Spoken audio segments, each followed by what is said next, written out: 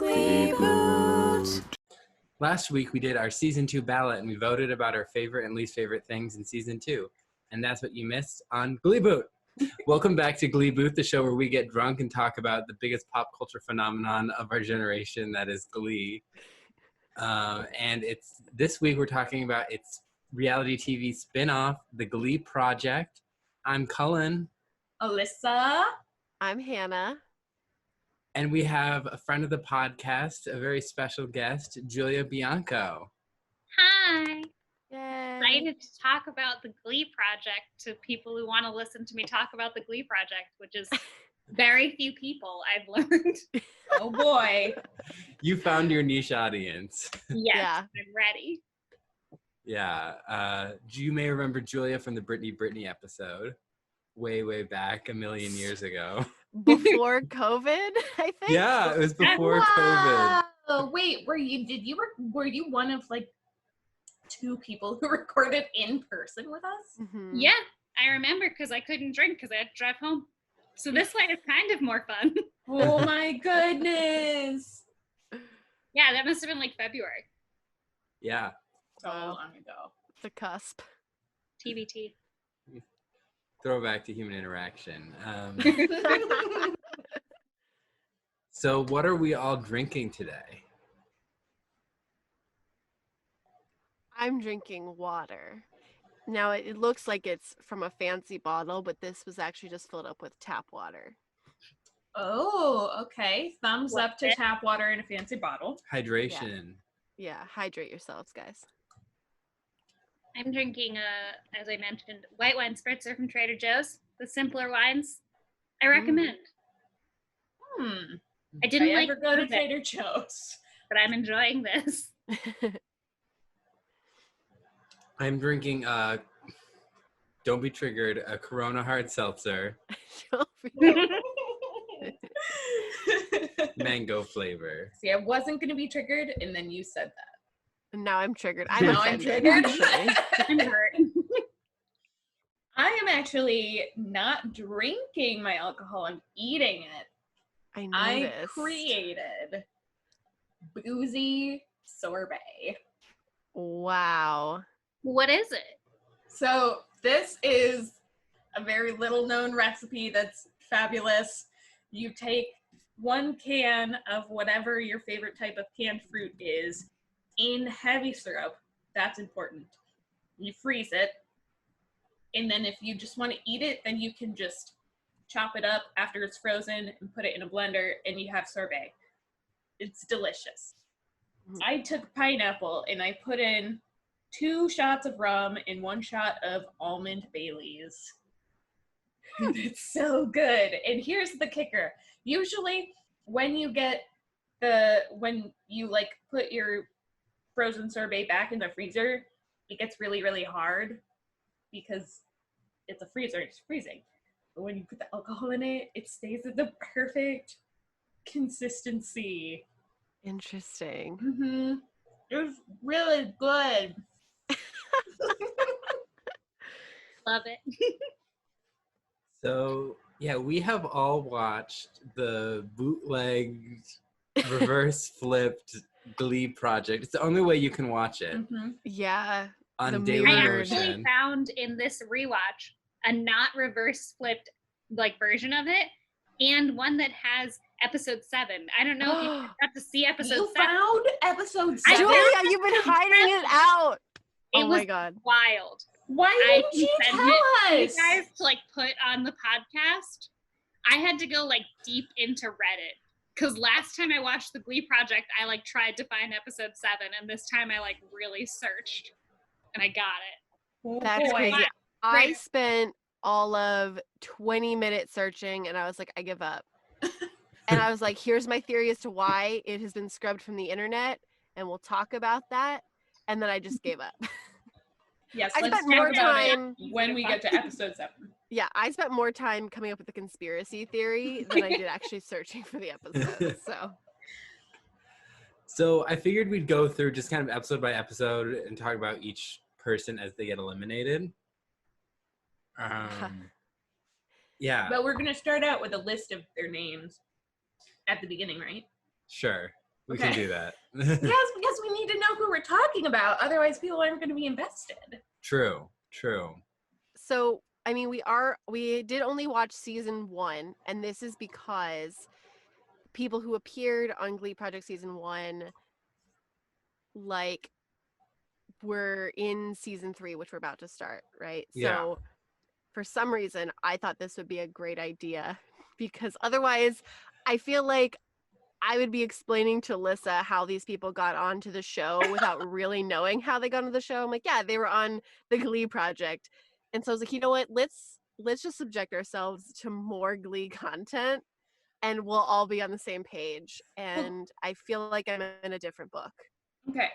I feel like we should explain exactly what the Glee Project is meant to do for those listeners out there who have no idea what we're talking about. Because I didn't know this show existed at all. The Glee Project is a reality TV show about finding the next star of Glee. So the next new character that they're going to put on the show. The winner gets a 7 episode arc on the show Glee. So they put together 12 young people aging from like 18 to 22 and put them on this show, and it's very structured. They have a homework assignment. It's a song that they sing to a special guest, and then the special guest picks a winner, and the winner gets special time with the special guest. Then everyone else records for a music video. They record their vocals, they do a music video, and then the bottom 3 in the music video are selected to do a last chance performance for Ryan Murphy, and then Ryan Murphy picks whoever is booted off the show. Yeah. And the funny thing, I'm just going to talk like generics here about the show, is that like all of the acting work pretty much is based on how they can act in a music video, which is totally different than acting on a show and like giving lines. So that I found to be a very interesting choice. And I can't wait to see how that plays out in season 3. I do also think it's worth noting that it's to play a character that Ryan Murphy creates for you. So this is a lot of Ryan Murphy being like, you as a person are uninteresting, and I can't make a character. Yes. It's I just was like living Ryan being cruel to teenagers. Yeah, I was honestly living for some of those comments for certain people who the show definitely made into villains, but also like I definitely noted that, and I was like, this is like a whole new level of like power trip for Ryan Murphy. It just made me understand Glee a lot more because I was like, oh, this is how Ryan Murphy thinks. Everything lines up. Everything made sense. Suddenly, like all the things I complained about, I'm like, oh, I get it. I get it now. That person, that explains it. He is. Oh man. Now I want to see every single TV show ever written casted through reality TV. This is, I 100% agree. I could not agree more. Yes. I think every single show should be casted through a reality TV show.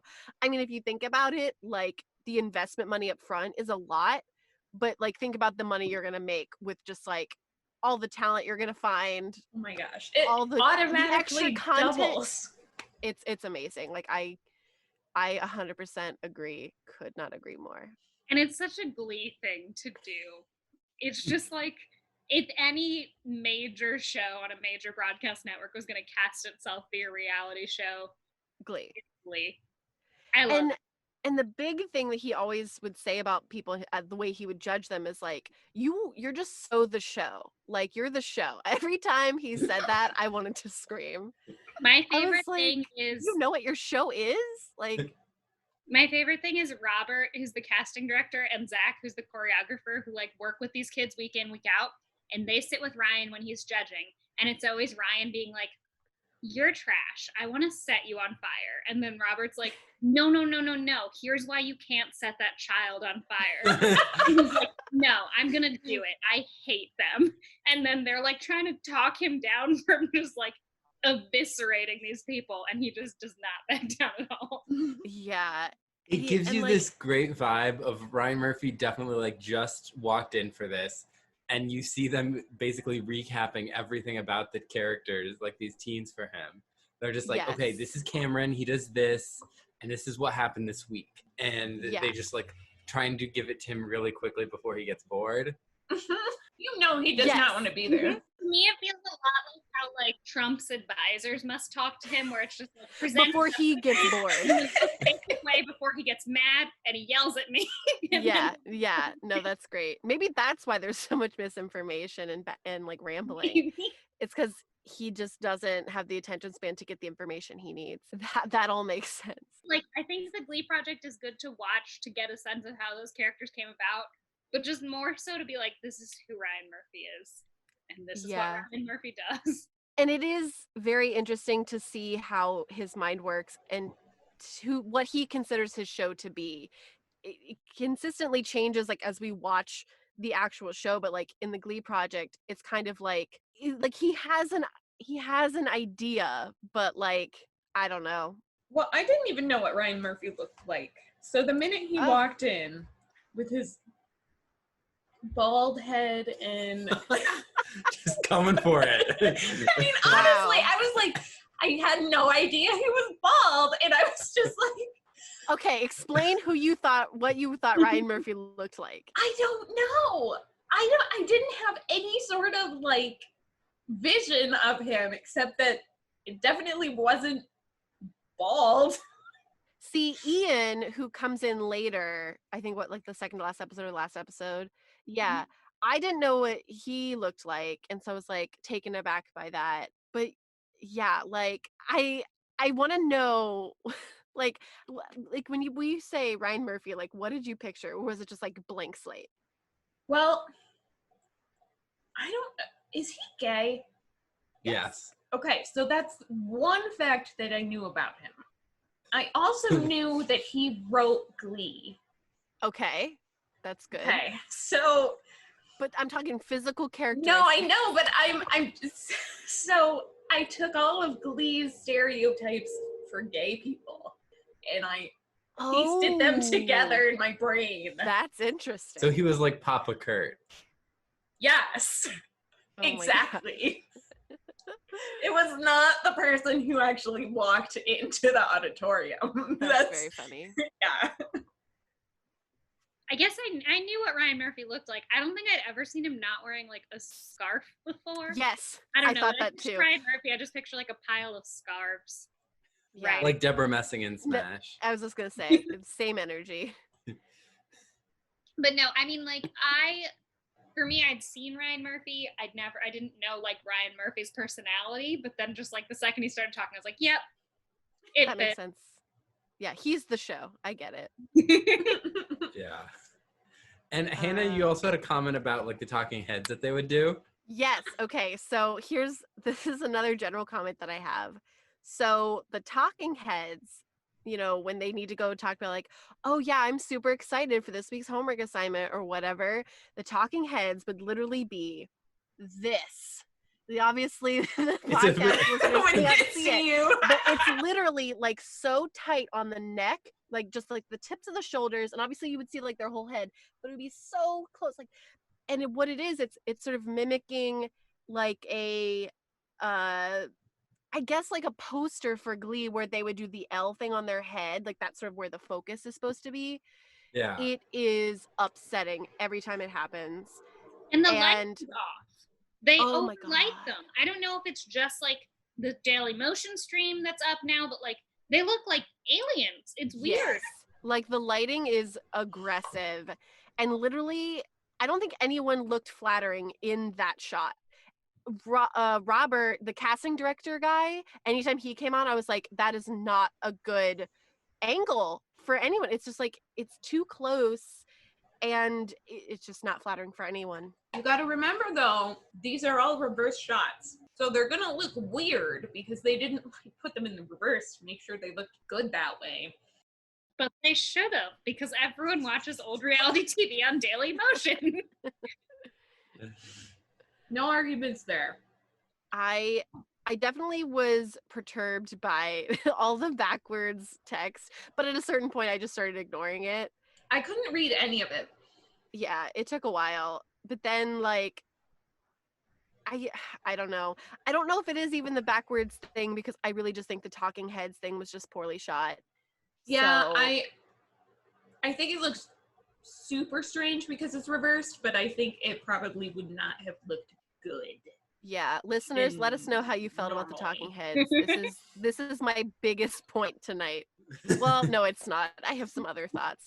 But in general, after a while I got over it.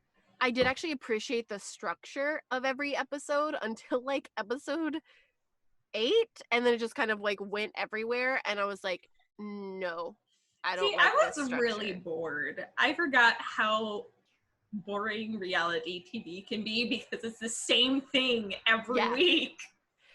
I was a little bored often by the song choices, especially in the final chance performances. I feel like they went for a lot of like slower songs in ways that I was like, a lot of times I was kind of just like, eh. And I'm sure it had a lot to do with music rights. Yeah. They recycled songs from Glee and I was like, oh, I get it. I see what they're doing here. But like they're a limiting lot of everyone. it was like, to me, especially in the final chance performances, I was kind of like, that's just like, why are we having Alex perform like a sad gospel song? Like, he's a beautiful voice. I don't really want to sit through it. I don't know. Last general note on songs and last chances, when they leave, when they're voted off the island. So they sing the most iconic song by Avril Lavigne about a dragon. I thought that Keep Holding On, it would happen in the first episode. I'm like, oh, cool. Okay, they get like a swan song. And I thought episode 2, it would be like a different sort of song. Nope. It was literally like when they're in the green room, essentially waiting to have. Oh God, I have another general note. But when they're waiting for the callback sheet, and you hear the music come up, and I'm like, oh, not again. At a certain point, I just started going. I would end the episode. I'm like, okay, I see who got. Bye. I don't want to see. I don't care. I thought it was the most Glee thing ever to be like, and they get their final song. Yeah. But they didn't change the background singing. No. Like you get down to like 4 people and it sounds the same as when they had 12. Well, because we're not paying for the recording studio that many times. I think they literally just recorded all of that up front and they just had everyone record their like swan song and before they left, and I'm like either before they started shooting the show or like right after they got voted out, you have to do this. But I don't think it was that. It took me a while to figure out what it was. I think they recorded the background vocals and then they got the live sound from that one mic. Oh, interesting. Okay. Just from like a theater sound perspective, that's an easy thing to do. Oh, interesting. But like the background vocals, like that's the same one every time. They recorded that one, and everyone else was just singing fake. I thought they would punish them right when they got there. Like, okay, there's a chance you could get voted off. Sing this line. But like sometimes like someone literally looked so sad that like she was crying, and I was like, okay, no, there's no way that they made her do this before. Otherwise, she's an amazing actress and she should not have deserved to leave. A lot of people deserve to leave. This is my final note, general note. Every time someone is voted off, you would think they would bring them back out on stage and Ryan would be like, get the fuck off my stage. No. They literally make them sit in the green room. Robert comes in after putting it up ceremoniously in a hallway on like a what is it called? A cork board. Bulletin board, yeah. Yeah. He comes back in. He's, hey guys, callback sheets up. Go take a look. And then he leaves. And I'm like, that's how you're telling people they're voted out? Drove me insane. But then at a certain point, I just thought it was like the greatest thing ever and just perfect. So I love it because like I came to love kid, and that was like how it was. Like you walked up to a literal piece of paper in the hallway, and then you're like, "Here's how I know if I like am in the show or not." It took me a while to really just like jump in and be like, okay, they're definitely using various tropes and you know homages to this whole process and like what Glee does, and like I was like, okay, I'm here for it. I think those are all my general notes. All right. Awesome. So now let's get into the show. Let's list our contenders, as they were called. Me, Oh. I could have been a contender. Thank you. Is that a reference? That is a reference. To? Okay. I don't remember what it's a reference to. It's a film. But That's it's- exactly how you're supposed to do references. You're supposed to give a reference. It's a And just, prestige movie, isn't it? Is it Rambo? It might be. If it's not. It might be Rainbow. I know they reference it in Muppet Treasure Island, and as a kid, we're always like, "Why do they say that?" And my mom was always like, "Oh, it's a reference to another movie." So you're I'm referencing thinking of the Muppet Treasure Community Island. episode with the chicken fingers. Oh, I think it's that. Oh, the community is I'm also also getting fake. it from a reference, but I don't know what it's to.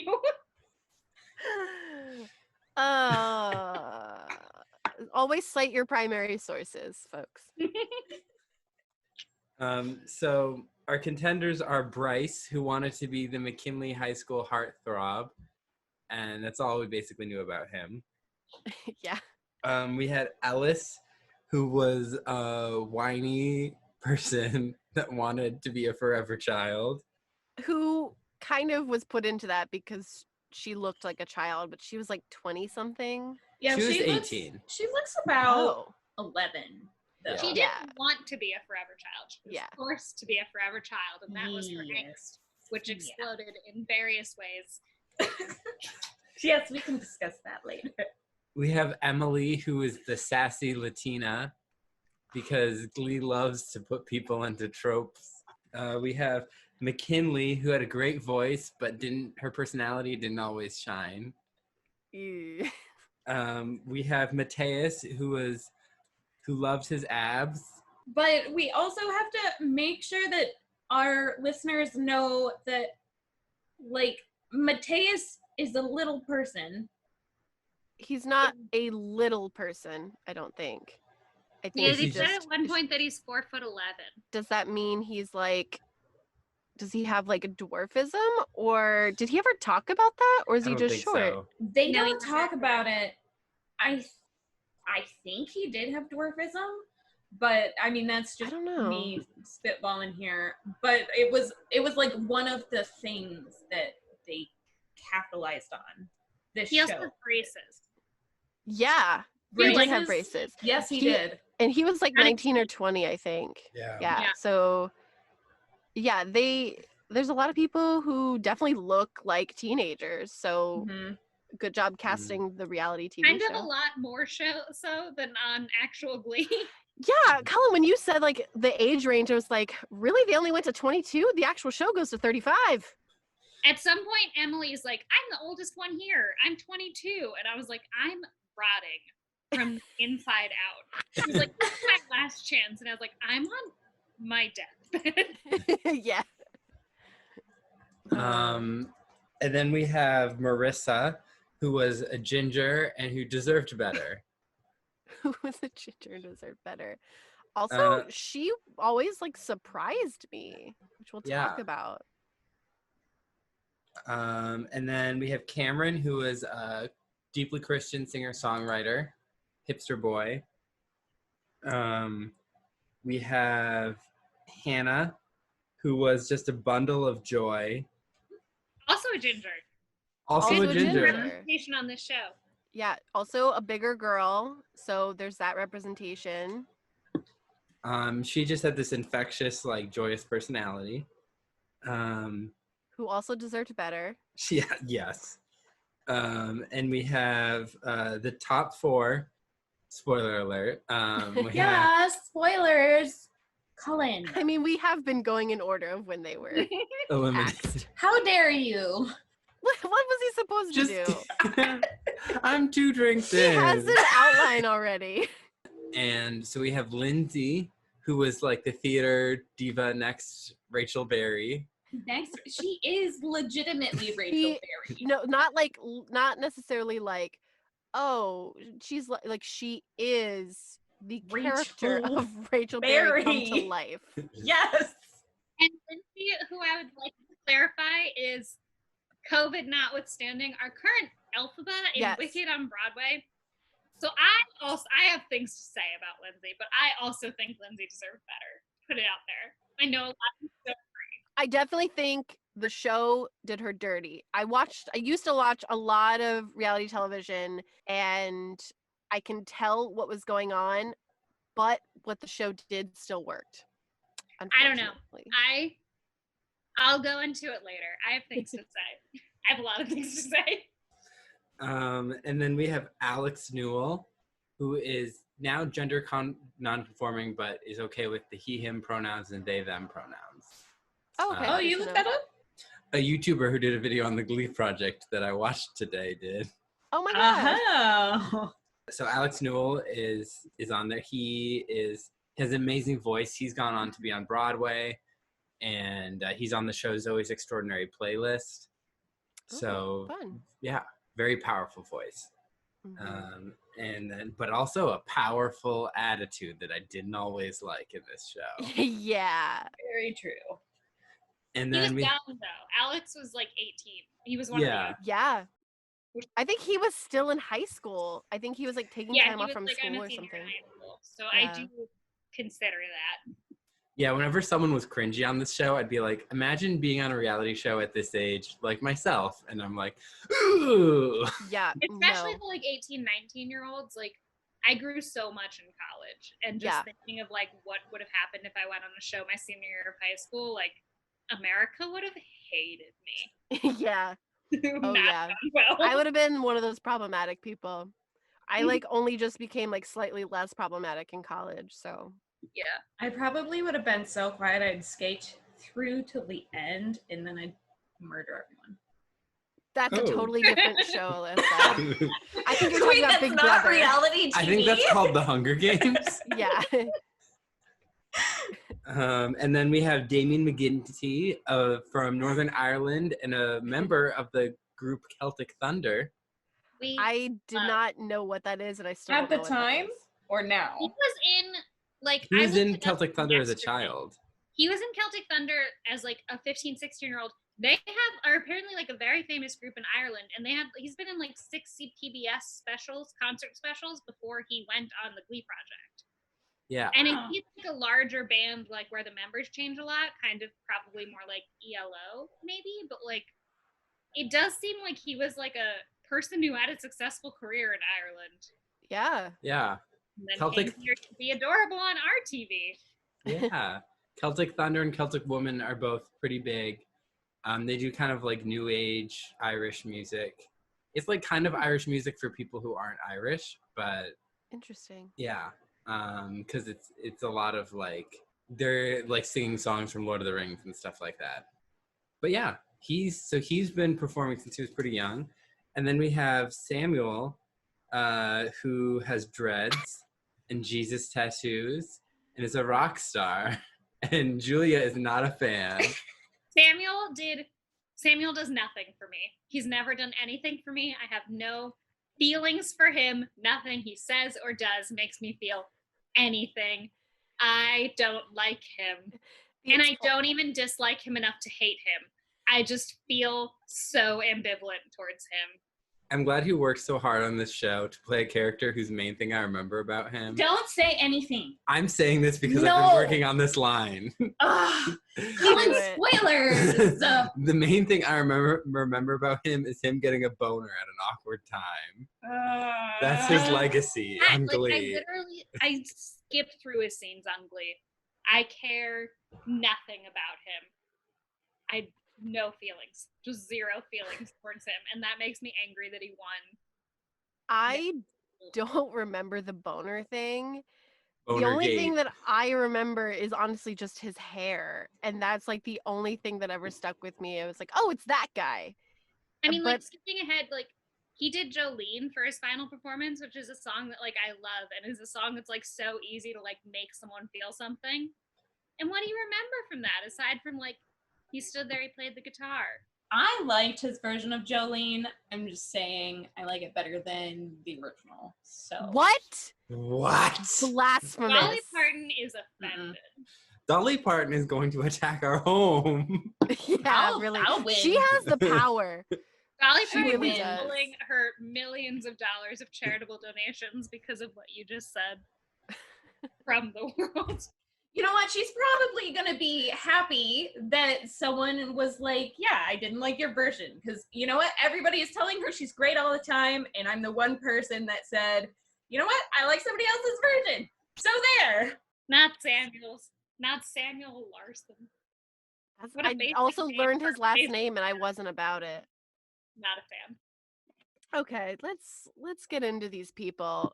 Like the first four people, the first three people I do not remember. So the first episode is called Individuality. The guest star was Darren Criss.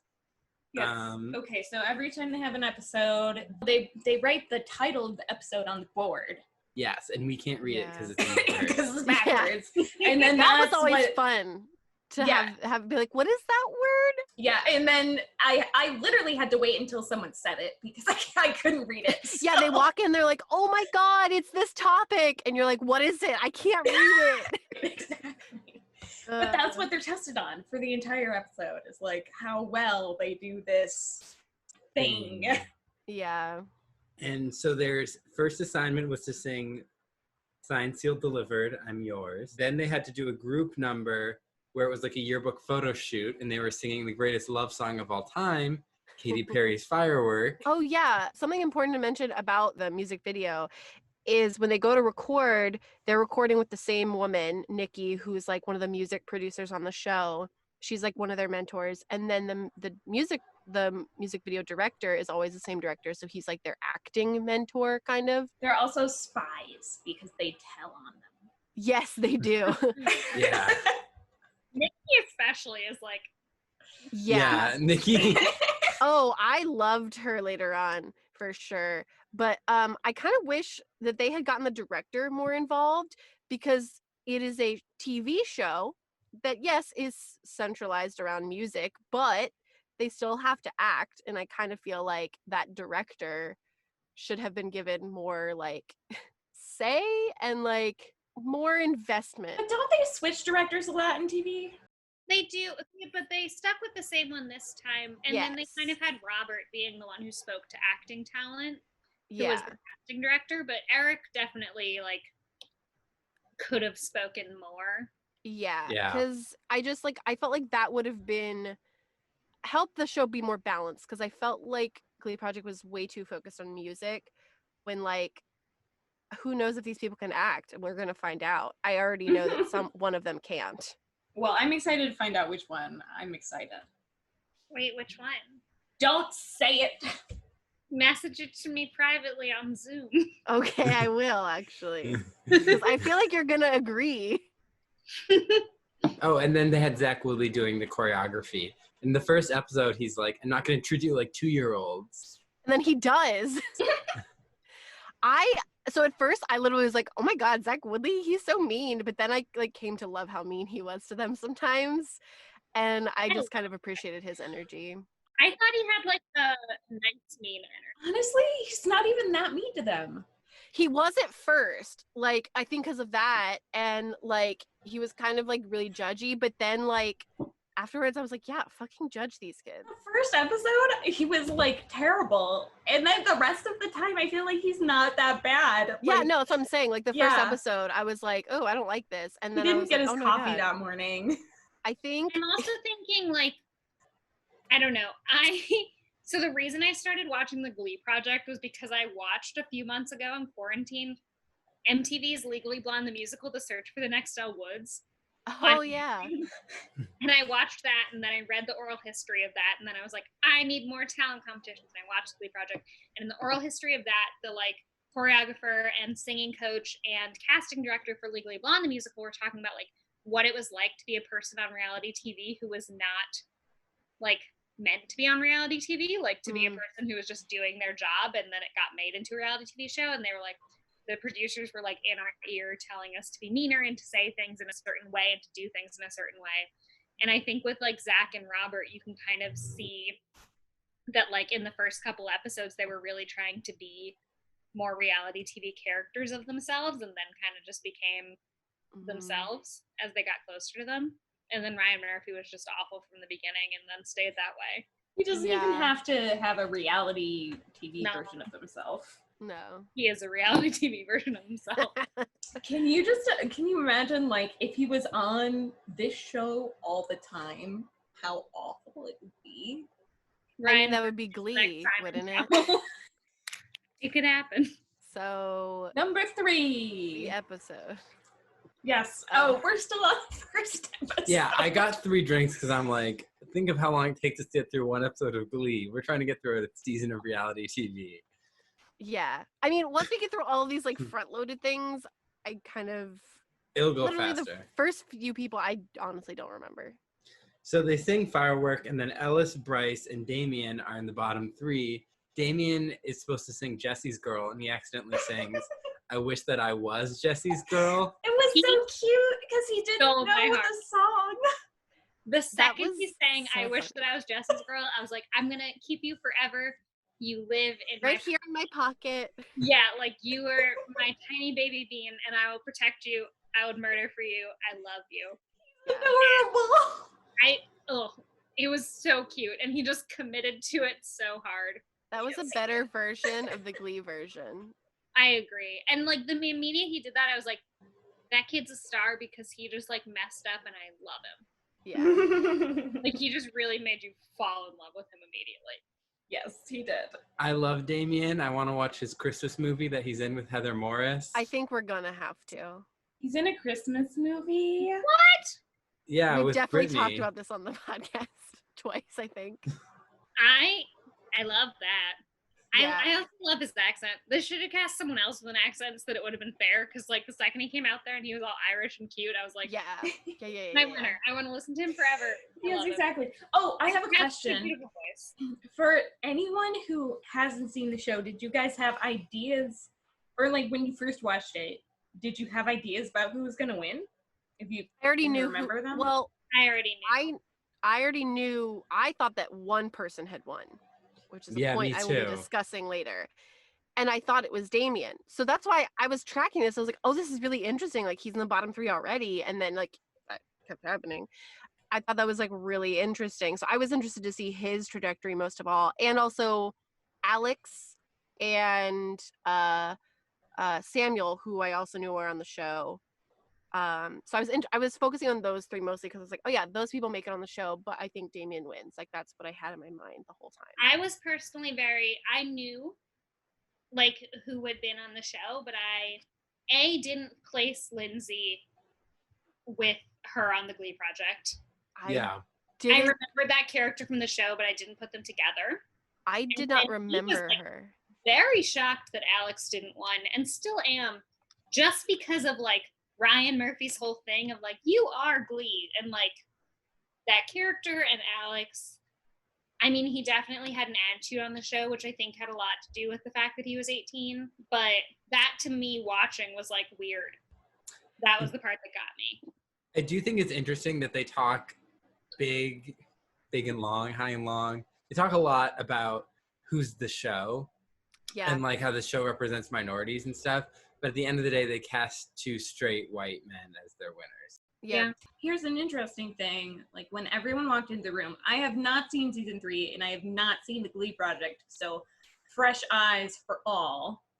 I kind of like, you know how immediately you're like, okay, I'm going to try and see out of these 12 people who my pick for the winner is going to be.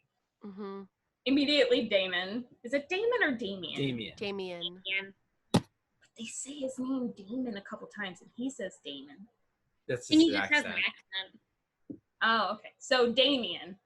And then it was like, I also picked Samuel. And Really? then, yeah, I did.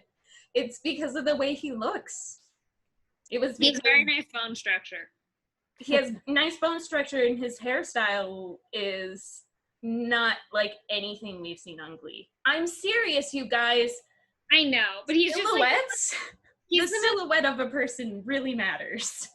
basic white boy in the world. He's just like basic white boy rocker style. And like they already had like basic white boy athlete style, basic white boy rebel style, and so then You have to have all the white boy styles.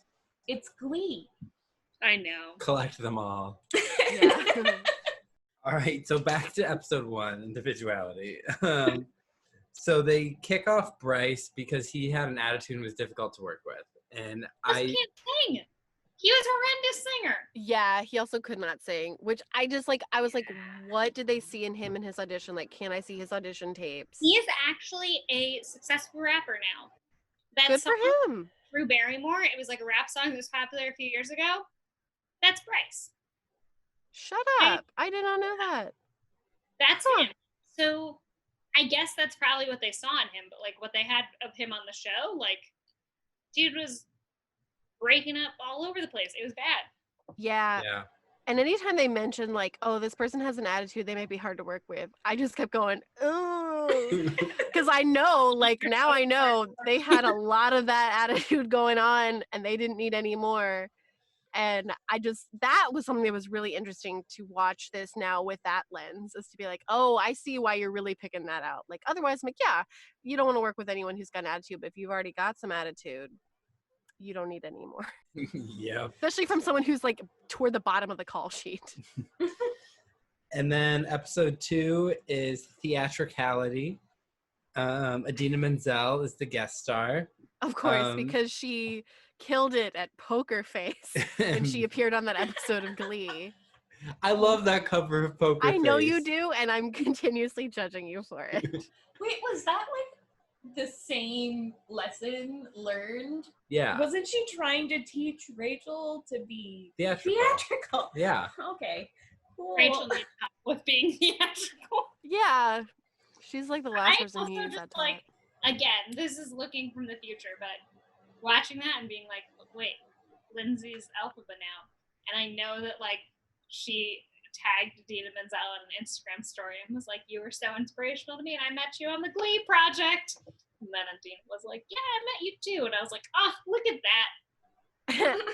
It would be really funny if like Idina was like Gwyneth Paltrow and was like, yeah, what was that again? The Glee Project? I've never been on that. She probably didn't remember, but yeah.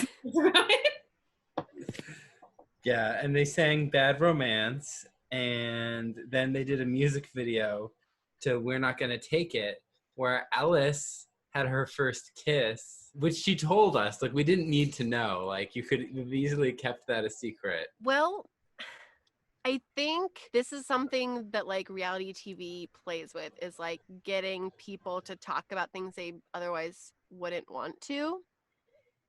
And like, I thought that like it was interesting because the show is, even Glee Project is a bit like Glee, where like you're seeing these kids go through different firsts and kind of grow and have these different dramas, which I think is interesting. This is where it really goes awry for a certain person who becomes a villain for the Glee Project. Yeah, this is where Lindsay says something like, oh, did you enjoy your first kiss?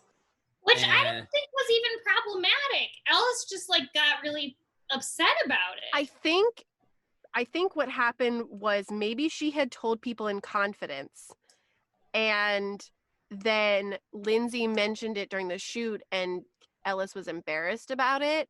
She was then forced to have to talk about it in her super close talking head. I kind of think that's what happened. You think Ellis told Lindsay in confidence and then Lindsay No, I think did? she might have just been talking about it, you know, just like in general. I don't even like, I guess Didn't they ask her to kiss him like on set though? Yeah. Yes. that to me, there's a lot of cases on this show where like they're just asked on set during it to do it.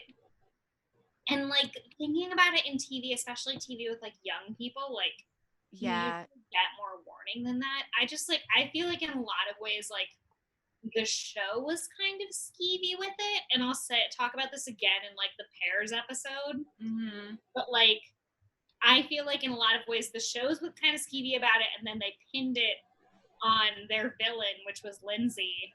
Mm-hmm. When really, and just on them for being like not great in the way that they produced the show. And that's just reality TV, but like I don't think that they were as honest as they should have been about a lot of that stuff. Yeah, I definitely think a lot of it was played for drama, but like I definitely did feel for Ellis in that moment because like Me too. And I don't even ask if someone had I would have fucking jumped her ass. I would have literally gotten off the stage and been like, the fuck are you talking about? Like I like think that the anger, though, in my case, like, it was fair that it was like exuded at Lindsay, but the genuine anger is probably should be directed at like Eric and the producers.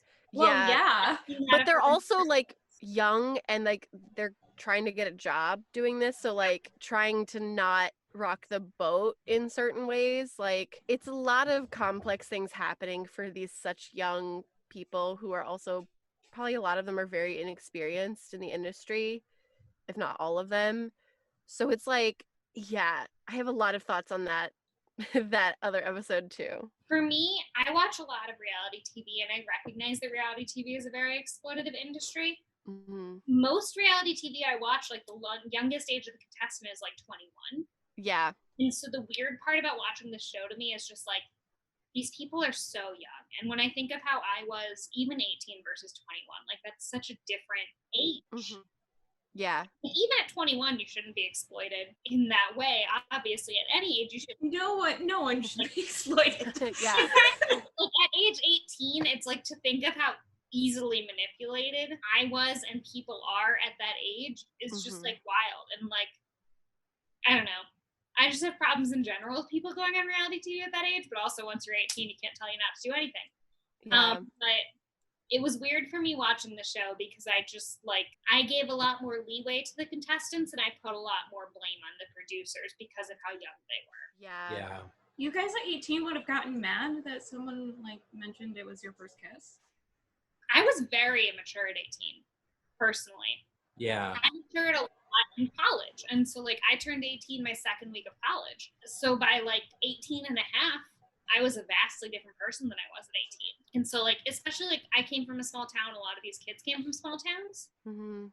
And it's just really easy to be like 18 and very sheltered and very kind of just like in one place your whole life. Yeah. And especially like Ellis is already self-conscious about a lot of other things, especially related to like her appearance, that like going up against something like that, like if someone, because Lindsay didn't do it to be nice. She did it because she was being a brat, like, to be quite honest. And like, whatever, she did it that way, but like, simply because, you know, she didn't have to do that. It's just like, I totally understand where Ellis is coming from in that moment. Like, not only is it in front of a bunch of other people, but like, it's also on television, everything's being recorded. But if you know it's being recorded, like, I don't know. I'm also just like, I think there's a lack of awareness that they were being recorded over it just because of like, I don't know, like you don't, when you're young, you don't think of like, this is forever. Yeah.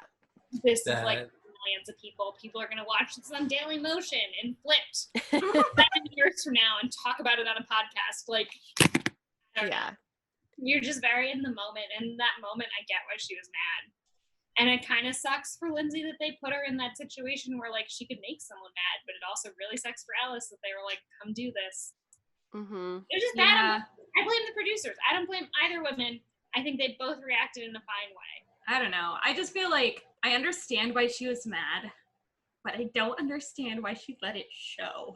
Because she's 18. Alyssa. These are theater kids, Alyssa. They show every emotion that blows past them in the wind. Exactly. Yeah. And also she'd probably been on set for like 8 to 10 hours at that point. This is why I would never make it on reality TV. No one would even like accept my application. Mentally healthy is, I think. Yeah, exactly. If you want to continue to like yourself, don't go on reality television. But that's also a tough decision to make at 18. If I were like, I could have a fast track to my dreams, and by going on this reality TV show, I would have. If I could have sang and the Glee Project was a thing, a second, I would have been on there. And also, I think other context of this moment is that, like, Ellis definitely seems like she feels like she has been, maybe not attacked, but, like, there was some tension between her and Lindsay already.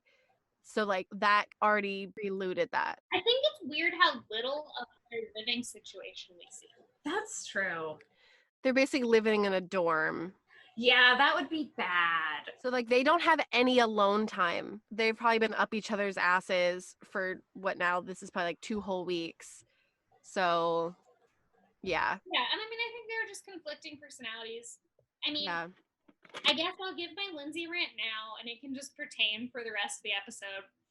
My Lindsay rant is, and this is the same as my Rachel Berry rant is, you are a 17, 18-year-old girl, and you are insanely fucking talented. You are just so much more talented than everyone else. And you go out for stuff, and it's just clear that you are the person who has the voice and the acting skills to do it. And then you just have to kind of have that. And I think that to me, the negative things that people said about Lindsay, where it was like, Lindsay's fake and Lindsay is just like acting nice, are things that were also true about Samuel, who was also someone who viewed himself as way more talented than everyone else, and who was, in my opinion, acting in a way that was like fake. And they said it about Lindsay because she was a young girl who knew how talented she was. And they say it about Rachel on Glee because she's a young girl who knows how talented she is. And I do think that there's maybe a problem with the attitude that she has, but the idea that young women can't step out there and say, like, yeah, I'm the most talented one in this room, sorry, it's true, is problematic. And so with Lindsay, she's coming forward and she's saying, like, honestly, I am the best singer here. I have the biggest range. I have the most acting experience. I am a person who's very talented. And then everyone's like, how dare Lindsay be so conceited? She must be fake. Is saying that it's not okay for teenage girls to have a level of confidence that she has. Yeah, I definitely think like Glee, they definitely just pinned people in certain things that like other people in the actual like Glee club might be a bit more like humble about their talents. And because like Lindsay had that element, they definitely just pinned that character on her for sure. Yeah, that's just like, I mean, my thought is like if Samuel were women, he would have gotten the same shit because he did the same shit. Yeah, but he didn't do it as fast as Lindsay did. Because of the way it was He edited. sort of like, yeah, he skated through But like, edited the, like, wise. Mad About You, Mad World music video, like Lindsay got shit for the fact that like her sign said like fake, and people were like, oh, that's dumb that she just put fake. But like Samuel did the same thing, and in my She opinion, got shit for that? Yeah. I don't remember that. I don't Yeah. remember what Samuel put on his sign. Didn't he put something like unwanted? he wrote or something unloved. like Yeah, that? unloved. He was like, other people don't love me. Yeah, no, I thought that was kind of a cop out. I definitely Yeah, remember thinking that. It was kind of a cop out, although Lindsay's. I don't know. Can I skip to the next episode? Is that episode 3? No, I'm trying to it's go off the structure. Yeah, Okay. no, we still haven't even talked that We're Ellis jumping, went guys. home. Yeah. Okay. Okay. Go to the next episode, and then I'll make my point. Yeah. So Alice, because there's also this confrontation between Lindsay and Alice, where because Alice is rude to the choreographer, and Lindsay's like, "Hey, you were kind of rude to the choreographer," and she's like, "I guess this is all like gang up on Alice Day." Alice that drove was insane. I was That like, yeah. Either Ellis overreacting or something we didn't see. yeah, I Yeah. just couldn't wait for Alice to go home. And then she was Although- like, Worth noting, Ellis also ended up getting a role on Glee as an extra in a music video. I don't remember which, but Ryan Murphy was like, yeah, when I was just thinking of like Glee Project contender, that just like thought of Ellis. So she's like an extra in some music video in the future of Glee. You don't remember which, maybe watch for it and find her. But Yeah. besides winners, she is the one who's in Glee. I just remember she was like, because she's in the bottom 3 with Mateus and McKinley, and she's like, if I have to go home, there's like nothing left for me. And I'm like, you're 18. You just finished high school. You Yeah. have your whole life left for you. So this is when Alice gets booted, and I was like, thank you. Hey, I think that she had a lot of potential. I really wanted her to potential to come out. Like, I was like, okay, they gave you notes. Work on the notes because you could be good. And then she kind of didn't work on the notes.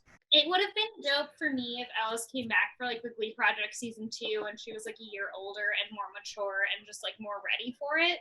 Yeah. I think you guys you guys view all these people as real humans, and I view them as characters in a story. Like, so I'm like, oh, I don't like this character. But fully knowing it is a real human, but that when I watch reality TV, I'm given a character, and I just, like, go with the character. Yeah, because, like, I'm going to be honest, like, I do not like Lindsay in the show. I assume that she's probably, like, she's ridiculously talented, but, like, in the show, I do not like her because the show was successful in making me not like her, and I bought into that. That's fair. In my thing, like, I mean, again, it just goes back to how young they are, because usually with reality TV, I'm like, oh, a character, but it's like this show and, like, America's Next Top Model and, like, a few shows where the contestants are just, like, under 20, where I'm like, maybe I'm going to think of you as a person, but once you hit 20, you're not a person. Yeah, Next Top Model is really hard when they're under 21. Yeah, all of these people are kids, so they have room to grow, whereas if you're watching a reality TV with adults, you're like, how fucking stupid are you? You got this far in life. Like, this is your rock bottom. Yeah, exactly. For these kids, it's like, it's only going to go up. Like an asshole, like, I don't forgive you. Yeah, exactly. What you were doing. You're not a child anymore. Yeah. But just like the young kids, I'm like, okay, I'm going to give you some empathy. One empathy. An empathy point expended. So next episode is Vulnerability, and that's the one where Dot Marie Jones is guest, and when she says, when they sing Please Don't Leave Me. Who is that? That is Coach Beast. Oh, okay. They sing Please Don't Leave Me, and she tells Lindsay that I didn't really feel any real emotion there. And Lindsay's like, well, there was emotion there. And that that to me is my hardest dislike moment of Lindsay. But also, really? Rachel Berry would say that. And Rachel Berry would say that. Wait, Lindsay is Rachel Berry. Like, she's adopted. She is the most talented person in the room. When she talked about when she was adopted, I was like, they literally found a Rachel Berry. She actually even kind of looks like Rachel Berry. I have kind of, like, honestly, a lot of forgiveness for Rachel Berry, because to me, it's always like, you know what? No matter how much of a bitch you are, you're the most talented one in that room. And okay, but I feel kind of the same thing about Lindsay. I don't know. Just because you're talented doesn't mean you don't have places to grow. And she basically was like more talented than everyone else. It's kind of just like when you're Rachel Berry and you have to sing a duet with Finn, or when you're Lindsay and you have to sing a duet with, like, Cameron, Samuel. Like, I get it. I get where the anger comes from. And I get how it expresses itself as an 18-year-old girl. But this was Lindsay saying, like, yeah, I am not taking your note because it sucks. That was my least favorite Lindsay moment. I will admit that. That's interesting. Mine comes much later. I might have outside perspective on your least favorite Lindsay moment because I've read a lot of interviews with her because I love her. But I actually have a friend who got drunk with Lindsay Pierce once. Oh, what did he say? He said that she was fun and he needs to watch her on the Glee Project. And I was like, I don't know if you want to do Maybe that. you don't. Maybe you don't. I think that moment, a lot of contenders had that moment where they were like, the mentors are wrong. Yeah, but they didn't say it to their faces. They did, but it was usually not to the guest judge. It was usually to Zach or Robert or Nikki. I remember a couple of people doing it in dance, but it's much more. Yeah. The thing about Lindsay is, like, she says exactly what she's thinking, and people don't like that. It's not socially acceptable. Yeah. Yeah. And I also, I don't know, that was a tough moment for me, but I'm also like, I hated that song. I hate Please Don't Leave Me. Like, I hate the idea that, like, these kids have to be, like, fake vulnerable over this, like, fake relationship. Vulnerability, also, this goes back to my issue with the whole show. Yeah, this episode I had a big fucking problem with. Yeah, it's just, like, it's saying, like, in order to be a good actor, like, you have to be a problematic person. Yeah. And, like, they said or that you have to access pain, like, you have to suffer for your art. Yeah. Which is bullshit. And when you get to the bottom three, and they're like, I think it was Cameron was in the bottom three this week, right? The bottom three in vulnerability were Cameron, Damien, and Emily. Okay, and this was the one where they have the cards. Cameron Yeah. was like, oh, Cameron's too well adjusted, and I think that's Yeah. not serving him well in this show. I was like, that's such a fucked up thing to say about this poor kid. Like, Yeah. you can be an actor who has had like a fine life. I don't know. I also had issues with signs if we want to go to the group Yeah. performance. Yeah, Well, so real quick, Let's talk so about I literally, on the Coach Beast note, my line literally says, Lindsay, stop arguing, shut the fuck up. So that's get how I felt about that in the moment when she was like, but I was feeling. Well, that's like the thing. Okay, so we all learned how to do this in grad school. You take notes and you don't argue, and then you can apply the notes if you want to later, but you don't have to. But you always take the notes. But You that's don't argue your She's point. 19. Oh. She's 19. Yeah. Like, And that's like- something when I was a kid. Like Julia said, she knows that she's ridiculously talented, and because they're not getting proper acting training on this show, she's not getting the work that she probably could benefit from. I don't know. I Anyway, get it. sorry. I get the problem with it. I don't blame her for it because she's so young. If she did that now, I'd be like, that's fucked. I thought it was a great drama moment though for the Oh the yes, show. it was. It was good. So into it. yeah. I reacted very Oh. strongly to it. My God. Especially when she critiqued Ellis for essentially the same thing. Yes. Yeah. the irony is so great. Signs. What the fuck? So they sing Mad World in Universal's, not Universal Studios, but Universal City Walk. Mhm. Yeah. And Which is open right now for anyone who cares to go and might not know. During the pandemic, it is open. We're talking about the Select one in hours. California, because fucking here in Florida, everything's open. Go to Disney World. You don't gotta wear a mask. What? Ron DeSantis? He's got your back. Yes, in California, Universal City is Florida. open with select hours. I think I might have mentioned this before. yeah. Anyway. So they put on signs that are supposed to represent their deepest vulnerability. They asked And children, or just outside of child, to do this. Yes. and Emily opens up about being sexually abused by music producers as a child. Yep. My goodness. I think The Julia show has a repays note. her with kicking her off. Yes, I was so fucking Uh-huh. pissed. What I was is so mad. what is your note, Julia? My note, and I've read this in interviews, Lindsay's sign that said fake, and the show they just presented at her saying, like, sometimes I feel like I'm fake. In actuality, the story that she gave, and that is the truth of her life, is that she was in an abusive relationship a couple Mhm. years before the show and felt the need to put on a happy face all the time after that. Yeah. And that was the backstory that she gave to her sign that said fake, that they didn't put on the show because they wanted to present her as a villain. Yep, It I was a did read person. that. And she kind Wow. of touches on like that sort of like facade much later in the show that made me rethink that sign. Like just now thinking about it, I'm like, if like, because that's actually how I've attributed it now. Like I get why she chose that. Like Yeah.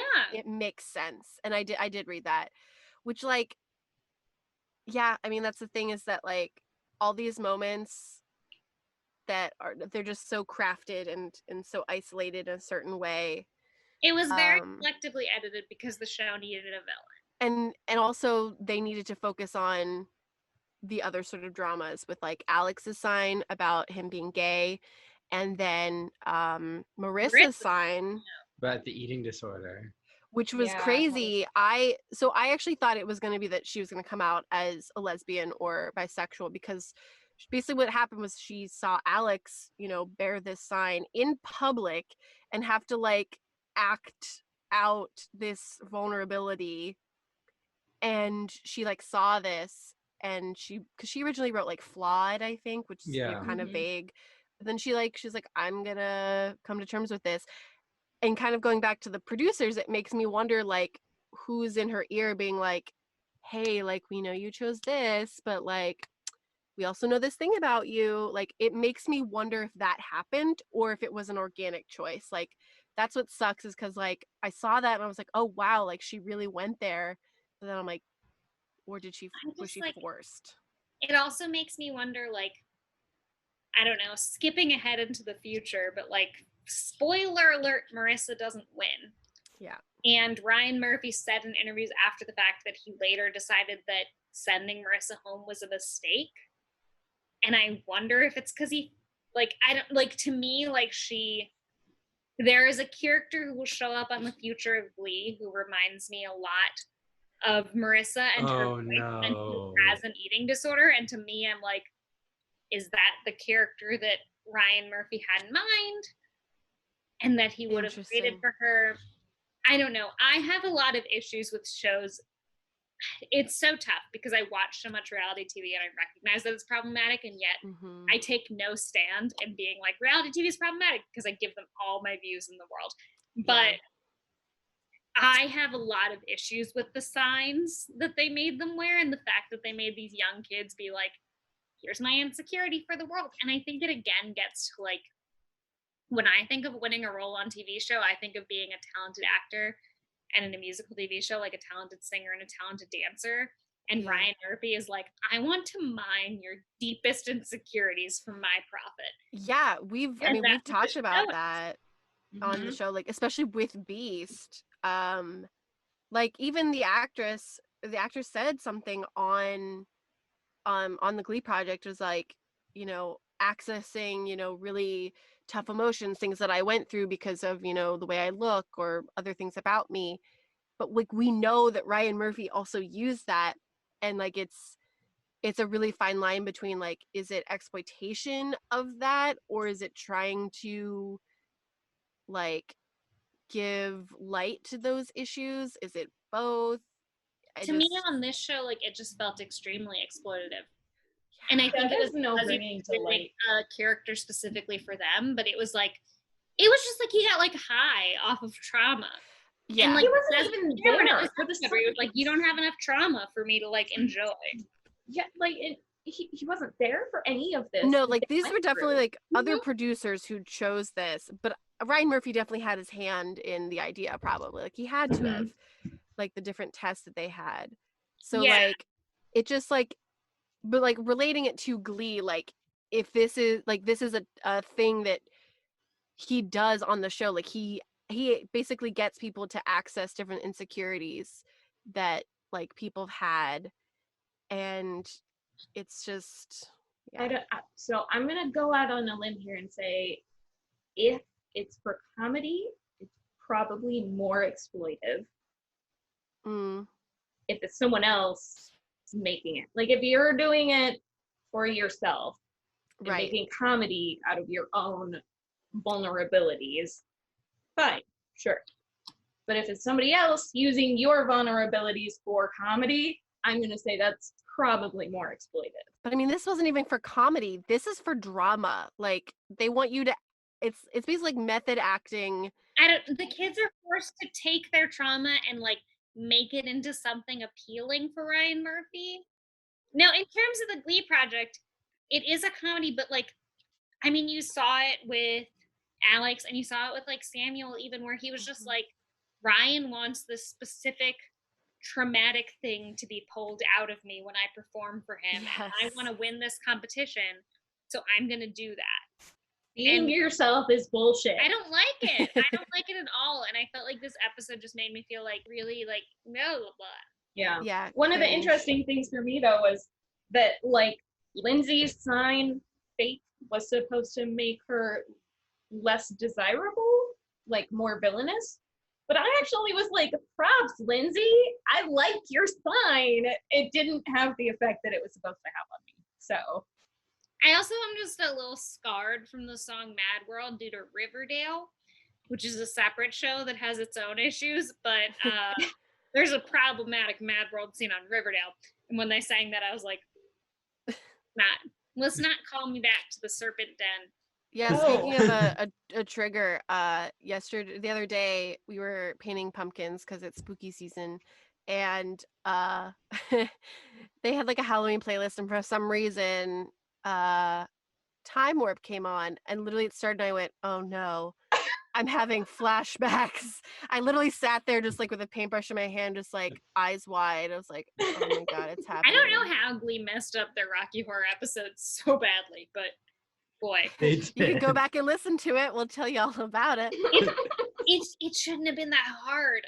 They made it so hard. It That's the shouldn't have been. There's so many like ideas that just are there and you're like, yeah, that can work. And then Ryan Murphy gets his hands on it and we're like, okay, we're gonna take this out, we're gonna throw this in there. Like, Ryan, that's a totally different thing. We're gonna keep it in there. Yeah, that's what happened. Anyway, this is the Glee Project. Mhm. So on the Glee Project, the Cameron, Damien, and Emily are in the bottom 3, and Emily is eliminated, which points to a pattern Alyssa pointed out. Oh yeah. Okay. So is it 6 boys, 6 girls? Yeah. I think so, yeah. All of the girls go home first, except for one Lindsay. boy, I think. Is that right? Except for Bryce. No, wait. Okay, so the girls definitely get eliminated faster than the guys. Yes. Yeah. I agree. I also think like it's hard because the show edits it so that we don't know who's going home, but that means that we also don't really know his true reasons for sending anyone home. Yes. Because it's tough because like watching Emily's last chance performance, I'm like, yeah, like I thought she should stay. But clearly they had a reason for sending her home. And honestly, it was probably that like Ryan Murphy was like, oh, she's too much like Santana, which is kind of bullshit and says something about his level of creativity that he has. But like that, it's kind of tough because they never really give us the real reason for sending anyone home. Yeah. I was really mad. I was shocked when Emily went home because I actually thought like and her rendition of that song, like if you're going off the last chance performances, was like so good. Yeah. Does anyone remember why they put her in the bottom 3? Because so on the shoot, she had a hard time kind of like transitioning back into being like somber and getting into that mindset because she's a fun person. Well, she's a fun person, but also what she's dealing with is extremely difficult. Yeah, so like that could be a coping mechanism, and like they literally weaponize the fact that like she didn't transition as easily back into that like that was really their biggest complaint. Yeah, like they said like she did like a pretty good job, but there was that problem. But like Cameron, they were like, there's nothing like wrong in his life. He has nothing to access, which I feel like is also bullshit. And then Damien, I don't remember what his problem was. Damien was too vacant? Yeah. Which was what his sign said. And I was like, I don't get it. So like I kind of felt like Damien should have gone home because Emily at least like she did a good job, and like I understand like the professional quality of like, you know, trying to stay, you know, focused, but at the same time like what they were asking her to do is fucking bananas. So yeah, Emily went home and she deserved better. And spoiler alert, when she came back, I was like, fuck yes, I'm so glad she's here. Yeah. I really liked her. For me, do too. I would have wanted Cameron to go home over Damien because like Damien was like such an underdog and so easy to root for. True. And Cameron, he did more for me than Samuel, but it was kind of again in that situation where I was like, what does this white boy bring me? Honestly, when we get to episode 7, which is going to be... Which I have things to say about episode 7. Yes, but there was so much drama that we didn't get to see. I was like, I can summarize. I'm excited. I feel so just like, I feel like I've been blessed by You're going to have to send us the link because I kind of need to see this. Yes, I want to see it too. Okay, moving on. What, episode 4? Episode 4, Danceability. The guest is none other than Harry Shum Jr., Mike Chang himself. Yes. And none of them can dance. That's my upfront comment. Yeah. Yeah, they dance to Soul Sister, and it's very... Which is like I think that's a dumb song to pick for danceability. Just gonna say that. And Alex gets shat on for trying to do like real dance moves to the song. Right. And Chang is like, it doesn't fit with the song. And it's like, yeah, because you picked Hey Soul Sister to dance. Listen, Mike Chang fucking danced totally off rhythm to other songs previously. Go back and check the receipts because I've definitely talked about it, guys. Like, yeah, sometimes he makes mistakes too, okay? We love him. We love him. Some We love shadow him. hunters. He wore eyeliner. We love him. And then they sing they do You Can't Touch This for their big group number. You get to Cringiest music video of the whole series. Is that the one Yeah. where they dance and they're all like 80s garb? Yeah. Yeah. Yeah. Yes, I agree. But Hannah was really fun in it. It's a fun dance number. It's probably my favorite big group number. And they rap. Yes, they do rap. And Hannah's really Yes. good at it. And something this that's is really important to talk about with Hannah and Samuel yes, the is drama. Samuel. So Hannah's got this like cool thing where she's like skadoosh and she just like does little like scat, you know. She's super cool like that. Yeah, because Samuel Hannah wins the can homework rap. assignment and then for some reason and then he gets to do like his sort of like solo or like big feature piece in the number that they do the music video for, and he literally steals her like Hannah's thing without asking her, and Nikki the music lady she just loves it and she thinks it's so great, and then he like comes out and is like, yeah, I totally like did the skadoosh thing, and you just see Hannah's face just drop and you're like, you asshole, To me, how it dare was you more do that to villainous her? than anything Lindsay ever did. Yeah, that's pretty villainous. It That's was like- very villainous. Tourism of like something that she had come up with and had used for a long And time. he did not give her credit. He could have been like, oh yeah, that was Hannah's thing. But Yeah, like like- even then it's still like you didn't ask for permission. Yeah, Hannah gave me the idea to use that. Even like something just like where he just mentioned her name. I don't know. Well, He was because just an asshole. Nikki was like, "Oh, that's so original. That's so you," and he's Yes. just like, "Yeah." Oh yeah, thanks. And he didn't say anything. It's not you. I Yeah. had a big issue with that, and I think that like the fact that the show didn't edit that to be a bigger deal when like to me, Yeah, I'm surprised really actually. ease you into like that they were trying to craft certain narratives for certain people. And honestly, I think it could be because Hannah didn't confront him about it either. Like maybe she just didn't feel comfortable. She just wanted to like drop it. But yeah, like there should have like I wish there was some sort of competition because he definitely deserved to be called out for that. Mhm. Well, I'm surprised the lady in the booth, Nikki. Nikki, Yeah. yeah. I'm surprised she didn't find out. Maybe she did, Who and would they just tell didn't her? like air it. They edited that Maybe. Yeah. That's possible. because there's a couple times where they edit her talking about other contestants Yeah. that are villainous. And I do feel like that went through Hannah Yeah. Yeah, it totally did. for like a while. Mm-hmm.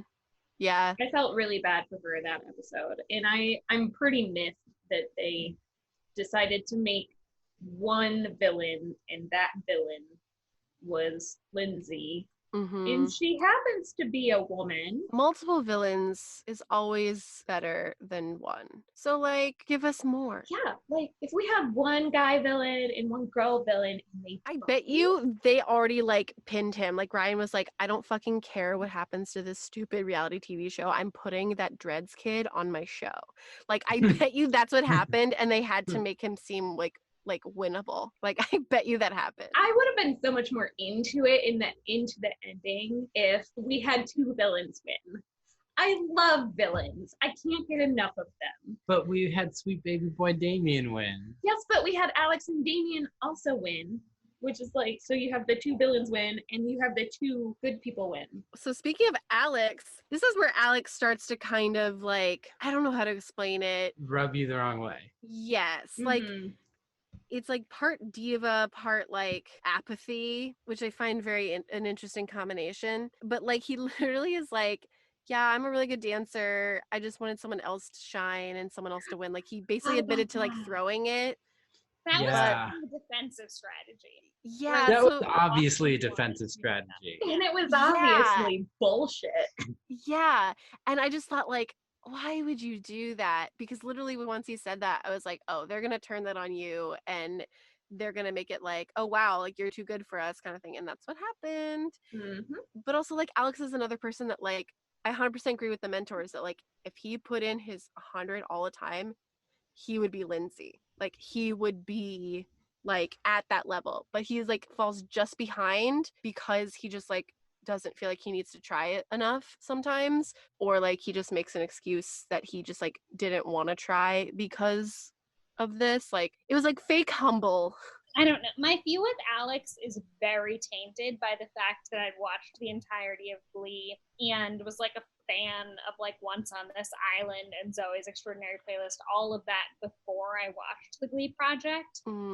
And so it's hard to look at it objectively, but I'm like, for all of the success that Alex Newell has had in real life, his attitude has to have improved. Yeah. And there's a lot of growth that happens for him on this show that we learn about, which I found very interesting. I thought that was very interesting. I think it's just like a lot of his attitude is kind of a defense mechanism. It's not even I mean, it is a defense mechanism, but I get the feeling that he is like one of those people that doesn't want to try hard, because if he tries hard and he doesn't succeed, it's going to be way more damaging than if he doesn't try and doesn't succeed, which is a shame. But again, like, obviously 18, he got over that. Like, I think he's also someone who was just like really applauded for the fact that he sings like that for his whole life, and now to be like, I mean, honestly, probably for him and Lindsay for the first time to ask to do something more, because when you're a high school kid who's in your musical theater program and you sing like that, like there's no competition. That's it. Like you're winning everything, you're asked to perform in everything, and to get to a stage where all of a sudden there is competition is like an adjustment. And I think kids were, a lot of them, facing for the first time where they weren't the most talented person in the room automatically. Now that I can relate to. I can't, because I've always been the most talented person in the room, no matter what. But you're the only person in your room right now. True. I definitely think that like Lindsay at least tried like every episode. Like that's something I definitely give her, is that like clearly, like even in that room of people, even though like, oh, she's facing competition, like she still was like the best, and in like in so many ways.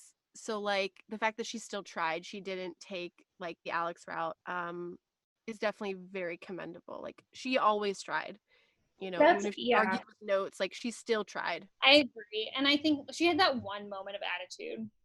With Dot Marie Jones. With Alex, he did have a lot of moments of attitude that I am still, like I said, willing to forgive because of his age and because of the fact that I do think he's learned from them. But it's tough. And honestly, like if you were to ask me who my pick at the beginning of the season would have been for who would win, like I would have said Alex, and I kind of get from the attitude in which he displayed why he didn't. I mean, it's just wild. Like I kind of loved when he had to do last chance performances, because it was like, hot damn, look at this song. And just like, and you just saw it just like in the way people reacted when he sings. It's like, if you're an 18-year-old person and you can open your mouth and make people react like that with like probably not very much work, like I get why you wouldn't want to do much more. So he's in the bottom three after that, with McKinley and Mateus. And Ryan wants Mateus to have more attitude, more confidence, even though he was kind of a diva during the You Can't Touch This. Mateus is like the biggest diva on the show. It was really strange because like I think Ryan saw something different of like a demure side of him, because like otherwise I'm like, I don't see a confidence issue. Like he's kind of seemed to be pretty confident, you know, and he like kind of seemed like kind of like a douche, to be honest. But like he like stripped during his last chance performance, and I was like, please throw him off the show for this. Like this is not necessary. With Mateus, I always just like, he was a little bit just like too messy. He's very inconsistent. Yeah, he's very inconsistent. He's very pitchy. I never loved Mateus. I didn't quite get why he won so many homework assignments. Yeah, I didn't understand. And he was very inconsistent. He was very up and down. I didn't love his voice. I just didn't feel it from him. Yeah.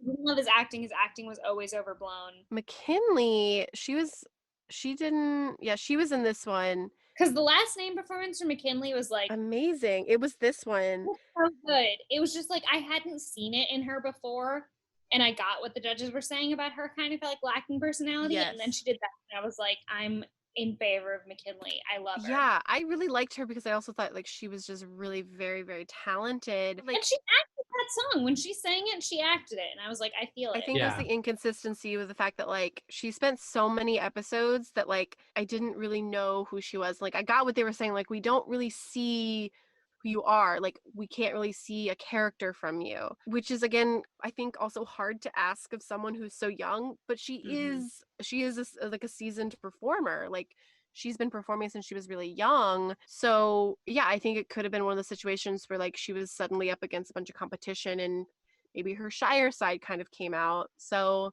yeah, it was a bummer that she didn't make it further because I really loved her voice.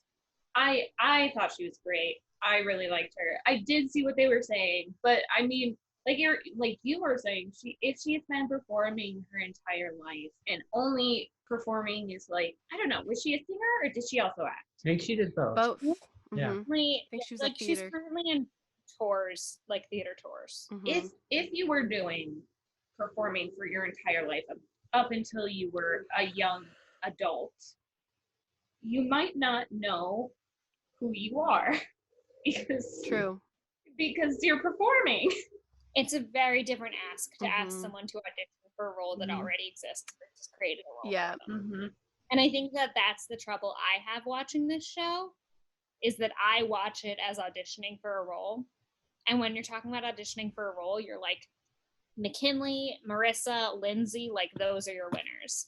Yeah. And when you're creating a role, it's maybe not those people. Yeah, because like if like they put a lot of pressure on these kids in general, and like now that I'm thinking about it, like yeah, like they literally are asking them to like help us create a role for you, like bring us something to work off of, which like isn't like too big for actors in general, but like I think for this specific instance it's a lot to ask because you literally have to pick an archetype of some sort. Especially the way Ryan Murphy creates characters, which is a very stereotypical way. Yep, you got to pick an archetype and find a way to make it slightly different from the show so that he has something different for his creative juices. And you have to show it while performing songs that people choose for you.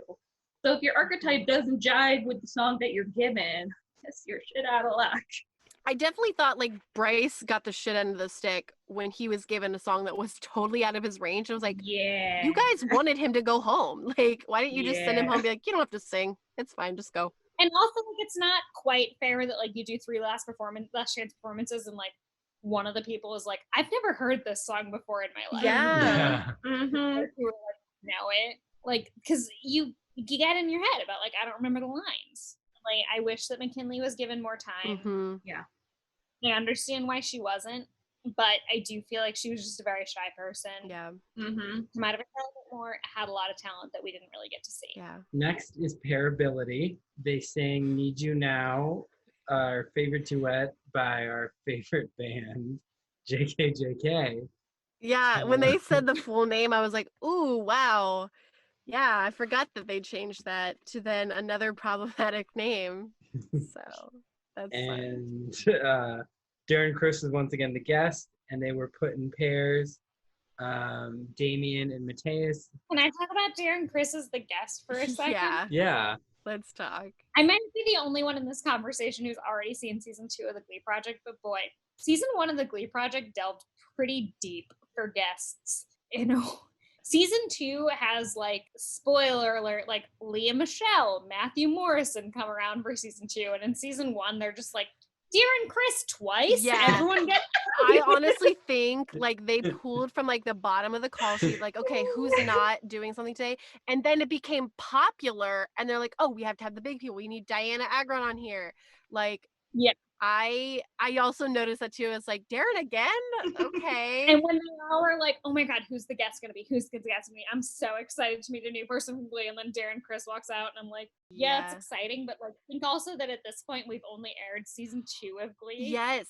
How do we feel about Darren Criss? Yeah, that was what was like confusing for me. It was like, I was like, okay, like we've only seen like a small layer of Blaine. Like he becomes bigger thing. But the thing that got me in this episode, just very quickly, Pairability, I immediately thought it's going to be Matthew Morrison. And then I saw a vest and I was like, oh my God, it's going to be him. and it was Darren. And I literally wrote, "Oh my God, they led me on by putting Darren in a fucking vest." I was so mad. I was like, why would you do that to Yeah. him? For the listeners, season 2 of the Glee Project has better guests. Yay, Spoiler. exciting. Yeah, we'll be covering it, unfortunately. After season Right. 3 of Glee. I got more stuff to say about season 2 than I do about season 1. Hold it in. I love it. We'll have you back. Yeah, Yay. you're already pre-booked. Anywho, continue with pairability. So they sing Damien and Mateus sing That's Why the Lady is a Tramp. Marissa and Samuel sing Don't You Want Me, and they tell Marissa to kiss Samuel, which she does. Hannah and Alex have Nowadays from Chicago and No Kissing. And then Lindsay and Cameron have Baby It's Cold Outside, and she kisses him, which apparently I found out today the producers told her to do, but they didn't put that in the show. Yes, that was what I was raising my hand to say. Oh, I fucking knew it. Example. I was like, that's too convenient. Like, I was like, I literally don't think that she would be like, oh, I should do that. Like logically, I was like, I don't think she would do that, even if she is the villain. And now, okay, now it's been confirmed, because I was like, that doesn't seem right. Eric told her to kiss Cameron and not tell him that she was going to do it. And they didn't put it in the show. And they didn't put it in the show, and then she did it. And Cameron felt like he cheated on his girlfriend. Yeah. Because Also, Kimmy, also, like, if you think about, like, okay, so Lindsay supposedly did this on her own, right? And I now consider Baby It's Cold Outside to be the blurred lines of Christmas songs. I think there's some interesting layers happening here about consent. So yeah. But now that it has been confirmed that Lindsay said Eric told me to kiss Cameron and not tell him I was going to do that, which to me is a lack of consent, because both parties should agree to it before it's shot. They did the same thing with Marissa, right? They told her to kiss him without telling Samuel. Yeah, and then Samuel didn't mind as much, so it wasn't a storyline. Exactly. That was a big thing. It really plays on, like, oh, well, like, guys are supposed to like it, so it's fine. But it also plays on, like, oh, well, if the person likes it, it's fine. Not necessarily. Just like, especially in the world of Hollywood, like, you need to get consent before you're doing it for, like, a filmed project. Yeah. Mm-hmm. It's definitely the gender thing, because if they had Samuel kiss Marissa without Marissa's consent, it just wouldn't. No, it would not fly. Yeah. Nope. And even Lindsay was like, I had a boyfriend. I didn't want to kiss Cameron. Mm-hmm. I had a lot of issues with this episode, because I think it also assumed that pairability was built on physical chemistry. Well, when like closeness and the ability to make it seem like you're close to another person. Well, I was super confused, honestly, because they paired up a bunch of people, and all of them, except for one of the pairs, were romantic. No, not necessarily. Not in the music video. Because Hannah and Alex weren't romantic, and now they were Damien and Mateus. Okay, I don't remember Hannah and Alex, therefore they don't exist.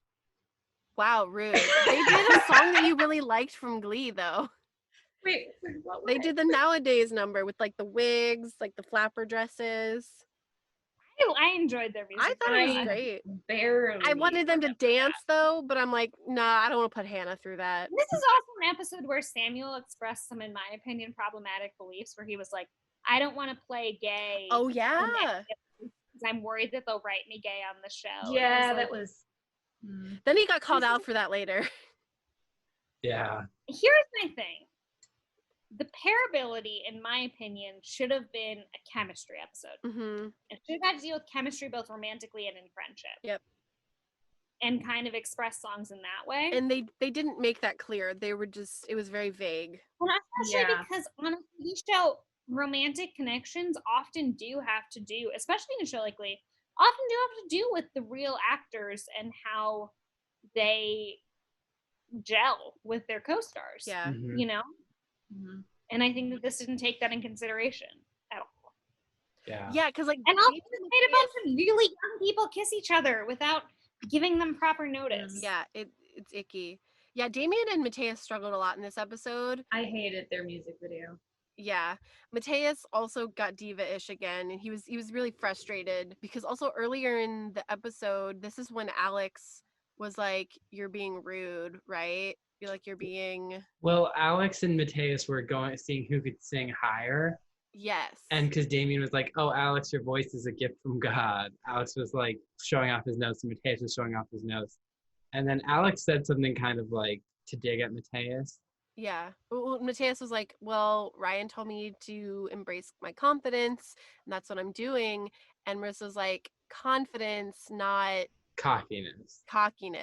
And Alex was like, "Yes." And that rubbed me the wrong way because I'm like, he's trying. He didn't do anything wrong. Like, he was giving Alex a run for his money and also being like knocking him down a peg, which I thought was kind of necessary.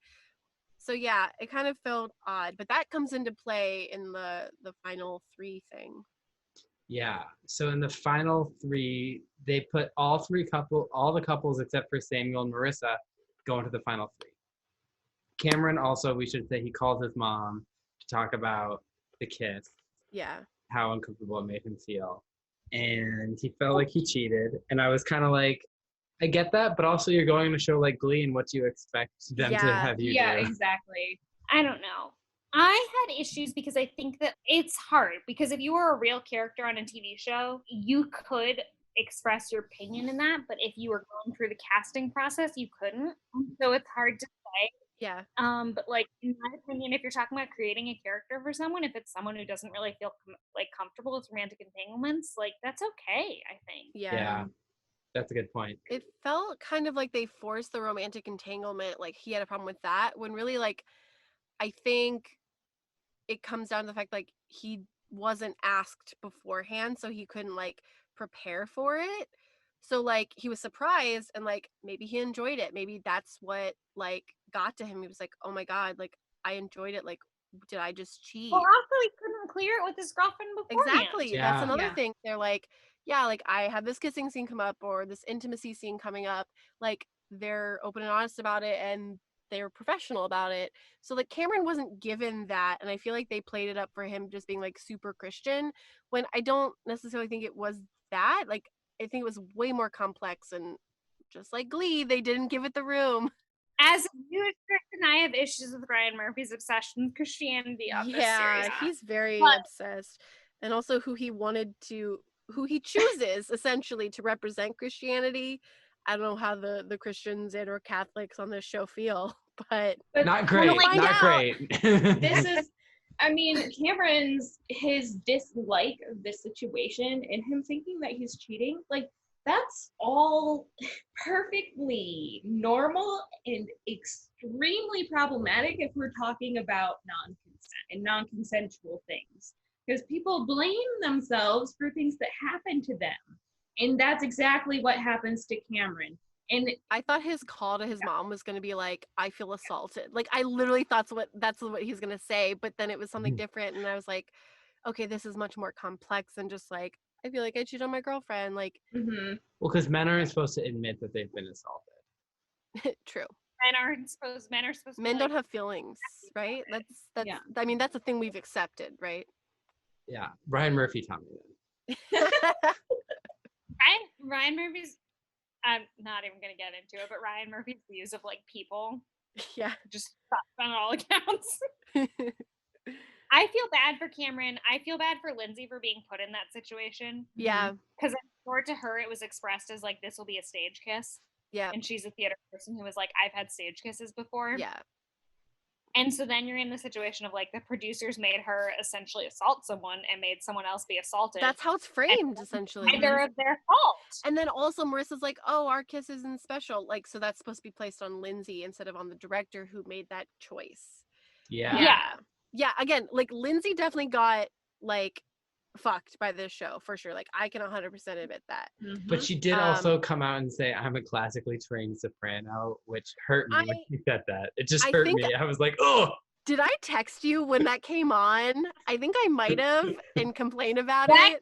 That's to me being like, she's an incredibly talented person and she just wants to say it. Okay, but here, an That eye roll specific line that Cullen just said is the difference between Alex and Lindsay. Because Lindsay has talent, but she worked for it from Yes, a she very earned young it. age. And Alex has raw talent that he capitalizes on Mm-hmm. in this show. Honestly, for me, an untalented person, I'm just like, you know what? Both of you, like, shit on me. Tell me I'm trash. Tell everyone else they're trash. We're all trash compared to you. But when you're talking about, like, in a sense of being on a show like the Glee Project where everyone's talented, it's like you do want some level of humility. But I'm like, you know what? If Lindsay or Alex walked up to me on the street and was like, you suck, I'm 10 times more talented than you, and be like, yeah, and then I'd walk away. I'd be like, Lindsay Pierce from the Instagram that I follow? Oh my god. Lindsay Pierce from Lindsay Pierce's Instagram. That's how I want to refer to celebrities now. The Rock from The Rock's Instagram? Oh my god, if I met The Rock, I'd die. Donald Chrissy Trump Teigen from from Chrissy Donald Teigen's Trump's Twitter. If The Rock walked up to me and punched me in the face and was like, you suck, I'm great, I'd be like, yeah, goodbye. No, you'd be like, because you'd be on the floor. I'd be on the floor and I would be like, I know you, I don't know your real name.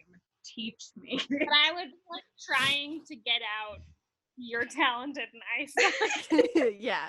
And that's how I feel about specifically Lindsay and Alex, and also kind of Marissa and Damien, where I'm just like, you know what? I'm not as good as you. Treat me like crap because you're better than me. That's problematic. Yes. Let's not get into that. We don't have time. Next episode on Glee. We hold an intervention for Julia. Julia's therapist about how he's not doing a good job. So who went home on this episode? So they sing, they do more duets. Damien and Mateus sing, These Boots Are Made for Walking. And Uncomfortable. Ryan Murphy In called rain it, boots. called it a train wreck. Yeah. It was such a funny train wreck, though. He said, He it's said like it was almost fun, the worst. yes. Yeah, it was almost the worst train wreck on this show, but then it was fun. We love Damien for trying. Which I Yeah. kind of like agree with. Like, it was a really fun train wreck to watch. I one did got not hurt. like it. I was cringing the entire time. Cameron and Lindsay sang River Deep Mountain High. And Which made no sense for their voices, and I didn't think it was good. Yeah. Especially Cameron's voice. Yeah. Especially Even Lindsay, I was like, this is not your range, girl. That was one of the ones where I was like, huh, you didn't get the rights to the song you really wanted to do. Yeah. Yeah. And then Hannah and Alex sang Valerie. Yes. Which was cute. Love the pairing of Hannah and Alex. Yeah. I thought they had a lot of fun. And their voices were really great together. I agree.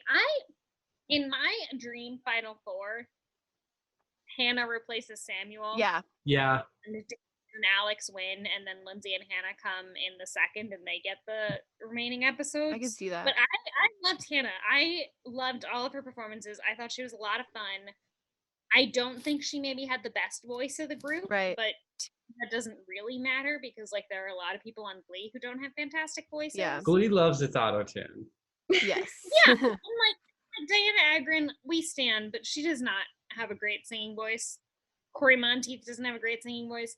And they make up for it with personality. And I thought Hannah had that. Yeah. And like especially in performances with Alex, like the fact that she could even like stand up next to Alex and be noticeable in a performance next to Alex when he has a voice like that, to me just spoke to just like her acting and her charisma. Yeah. Way. And so like I had a lot of fun watching the two of them together. I don't think they were friends because they never really mentioned it, but like I would have watched that friendship had they had been friends. That was probably one of my favorite Hannah performances, was just like in general in this episode, kind of just putting her up against someone who objectively had a voice that was much better than hers and seeing it be as engaging as they were just because of who she was. I think one of the fun things about Ryan Murphy talking to Alex about like his apathy problem was that he said The actors root for each other on the show. They leave their ego at the door. And I went, are you sure about that, Ryan? Are you sure about that? So it was another fun tidbit of like, oh no, I know what's going on. You can't fool me, Mr. Creator. Yeah. I also just like, you know how like when Damien got to the finals and Ryan was like, everyone I've talked to who's met you was like, Damien needs to be on the show. I was like, 4 people have met him from your cast. What are you talking about? But I was like, it's probably similar with Hannah. Like to me, like that's the type of energy that like I think would be really fun to bring. Yeah. It's fun to work with. Mateus leaves, and there's this big drama where Damien brings up that Alex was rude to Mateus. Yeah. And kind of tried to cut him down. And I'm like... Which I thought was great that Damien like kind of stood up for him. Because Damien's like, can I just say something in his like Irish brogue? And we're like, yes, of course, you can say whatever you want. Damien is a little snuggle bean. I love him to death. He's so great. Whatever he wants, I'm like, literally. But yeah, so like he's like, I just have to say, like, Mateus kind of got shit on this week. And I was like, Damien, that was so nice. Sweet baby boy. That is him. So nice. Yeah. Damien had a lot of empathy for that. They say the Irish are like some of the nicest people in the world. Like Damien didn't do any wrong on this whole show. Oh my gosh, can we talk about, okay, what episode is it? Is it next episode where we find out about this little crush? No. Between our 2 favorite people. It's later. And then Damien? Yes. It's like episode 8. We have to wait. No, we can like episode. Which one is it? So next is Tenacity. Okay, so it's not next episode. I think it's the one. Is it not? I think we do hear it in Parability. Yes, we do. No. Yeah. No. It's the one where they're all looking at each other in the library. That's it. That's episode 8. That's episode 8, but I think we first hear about it in this one. Yeah. Yeah, maybe we do. Because they're paired for the Need You Now. Yes, I see it. It says Hannah/Damien so cute OMG. And Hannah's like, I'm a little jealous that Damien's paired with Lindsay. Right, but she doesn't come out right and say. She does say that she has a crush on Damien. Yeah, she has a crush on Damien. I remember that now. I melted. I ship them. I do too. I love Damien. I love him. There's so much love about that in the future. I don't know everyone on the show wasn't like Damien. Perfect. Let's talk about Tenacity and the person they chose as the guest for Tenacity. Can we talk about that for a second? Let's talk about how they chose Karofsky? Tenacity? I get it when you hear Robert's explanation, which was that Max Adler came in for a co-star. Yeah. And like it's the same thing with Heather Morris. Like Heather Morris was in for a co-star. Yeah, I would have preferred her. Fans. But also I think it's going back to this is season 1 of the Glee Project and who's saying yes to being on season 1 of the Glee Project. Also, the way they explain, like, oh my god, yeah, it's a guy who plays Karofsky. They like say like he's such like a good character, and I'm like, you've only like he literally threatened to kill a character. Like Tenacity has some sort of like positivity to it, but like picking the person who plays Karofsky, I feel like is a bad move. I feel like in reality, Max Adler is probably an incredibly nice person, and that's probably what it comes down to. Yeah, I feel like that's a lot of context because literally, I see. I'm just based on like how Karofsky grows on the show, which we haven't covered on the podcast yet. Yes, they shouldn't have used the word tenacity anyway. Well, like honestly, this tenacity and the challenges that they have for tenacity make no sense. I know. It's just like it's like Mr. Shu wrote this assignment. So especially because like Ryan Murphy doesn't want tenacity. He doesn't want someone who's gonna stand up to him. He wants like tenacity is like Ryan Murphy's like, I don't think you're a character, and you're like, well, bitch, I am. He wants someone who's like, I don't think you're a character, and you're like, well, this is the stereotype that you already have in your head. And he's like, how dare you call it a stereotype? In Tenacity, they sing Bulletproof. He makes them do it again. And it is cacophony. It is the worst thing I've ever heard. It's perfect when she sings it in the shower, and I'm like, this is it. Yeah. I hated this. Like, it was so bad. The whole bad. tenacity week was, in my opinion, kind of a mess because none of them knew what the word tenacity meant. Yeah, no. No. Neither did the And no one producers fucking who helped. made the episode. Yes, exactly. They should have been okay. In order for this episode to work as tenacity, I think the whole challenge should have been okay. So the challenge actually is you get slushies thrown in your face As you sing. as you sing. It should have been So stupid. the producers and everyone on set yells abuse at you, and you No. keep going. No. Okay. So they do the slushy thing. They do the slushy thing. Like the slushy thing. It's very Glee. I enjoy But it it. has nothing to do I with thought tenacity. Exactly. It's really about, it's not tenacity. It's basically about Focus. professionalism. Yeah, it's focus and Professionalism. professionalism. Yeah. Like, so like, there's no itty word for it that we can think of. Professionality. But Let's like, make it up. tenacity is just not the word, and like, it just didn't make any sense. But yeah, like, Yeah, I mean, especially because like physical strength is a very different thing than mental strength. yeah. And so they get slushied like 1,000 times, but Cameron has to Cameron- do it twice or Cameron a has couple to do times. it twice, yeah. So they have to redo the makeup and everything and clean Yeah. up the set. Hannah fucking rapped her ass off. She was awesome. Yeah. Yeah. Hannah's Because they're amazing. singing But like when she got to the set, she was on it. they're singing Yeah. Under Pressure / Ice Ice Baby. I love how proud of themselves they were when they were like, it's gonna be a montage of Under Pressure, and like, wait for it, you're gonna be blown away. The song that has the Zach, exact same Who chords as Under stole Pressure. the yeah. Like, They treated it like it was the biggest deal in the world, and I was like, oh, Under Pressure and the song that sounds exactly like Under Pressure. yeah. What? It's very What do I- clever. We're just not on their level. I know. Marissa, she won the thing, right? The challenge. She won Yeah. the homework.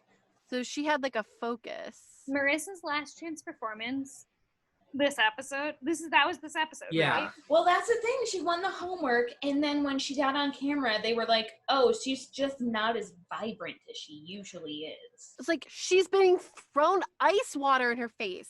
When she did the Hate on Me performance, it was so good. It's my favorite performance of the whole season. Yes, she was amazing. Fantastic. She was great. And that's one of those situations where I kind of wish that we didn't have the like tease of like this is who was sent home, or like I wish that we had Ryan's explanation afterward, because like I don't get it. Yeah, they sent her home, and Came out of I nowhere. think she had the best performance of the three. Who else was in the three? Again, I think Cameron Cameron and should have gone Alex. home. Cameron should Cameron have was gone not home. professional. Marissa was professional. Cameron was not. Like, he was not as professional. Mm-mm. Like, I understand the physical, like, he's from Texas, and like, okay, he's not used to the cold. Cool. But like, Marissa was professional. She killed it. And Marissa's last one, that was insane. That performance was insane. Yeah. She was That was really my good. favorite performance of the whole series, including season 2. And I've watched it all multiple times. Like, But like, she's Ryan was like, I can write to Cameron, but I can't write to Marissa for some reason. Like, it didn't make any sense. It's Like, because I think she's Marissa is way easier to write for. Marissa. No, I- like that's the thing. Like, I don't understand how the show was judged. no. Yeah. Mm-mm. I, And that's probably why they didn't show the judging, because Yeah. it doesn't make any sense. Because it's literally just like, was well, in the so writer's room, we do this for this character, and Marissa already does. That would be Marissa. Like, we can't do that. But Cameron, he's a blank slate. Like, that's exactly what it would be. Yeah. And we're like, we don't care about your writer's room. I'm trying to think of a Marissa that's on Glee, and I can't think of a Marissa on Glee. You will, because they created her character, and Ryan Murphy admitted that it was a mistake that he sent her home because he later created this character in season 4.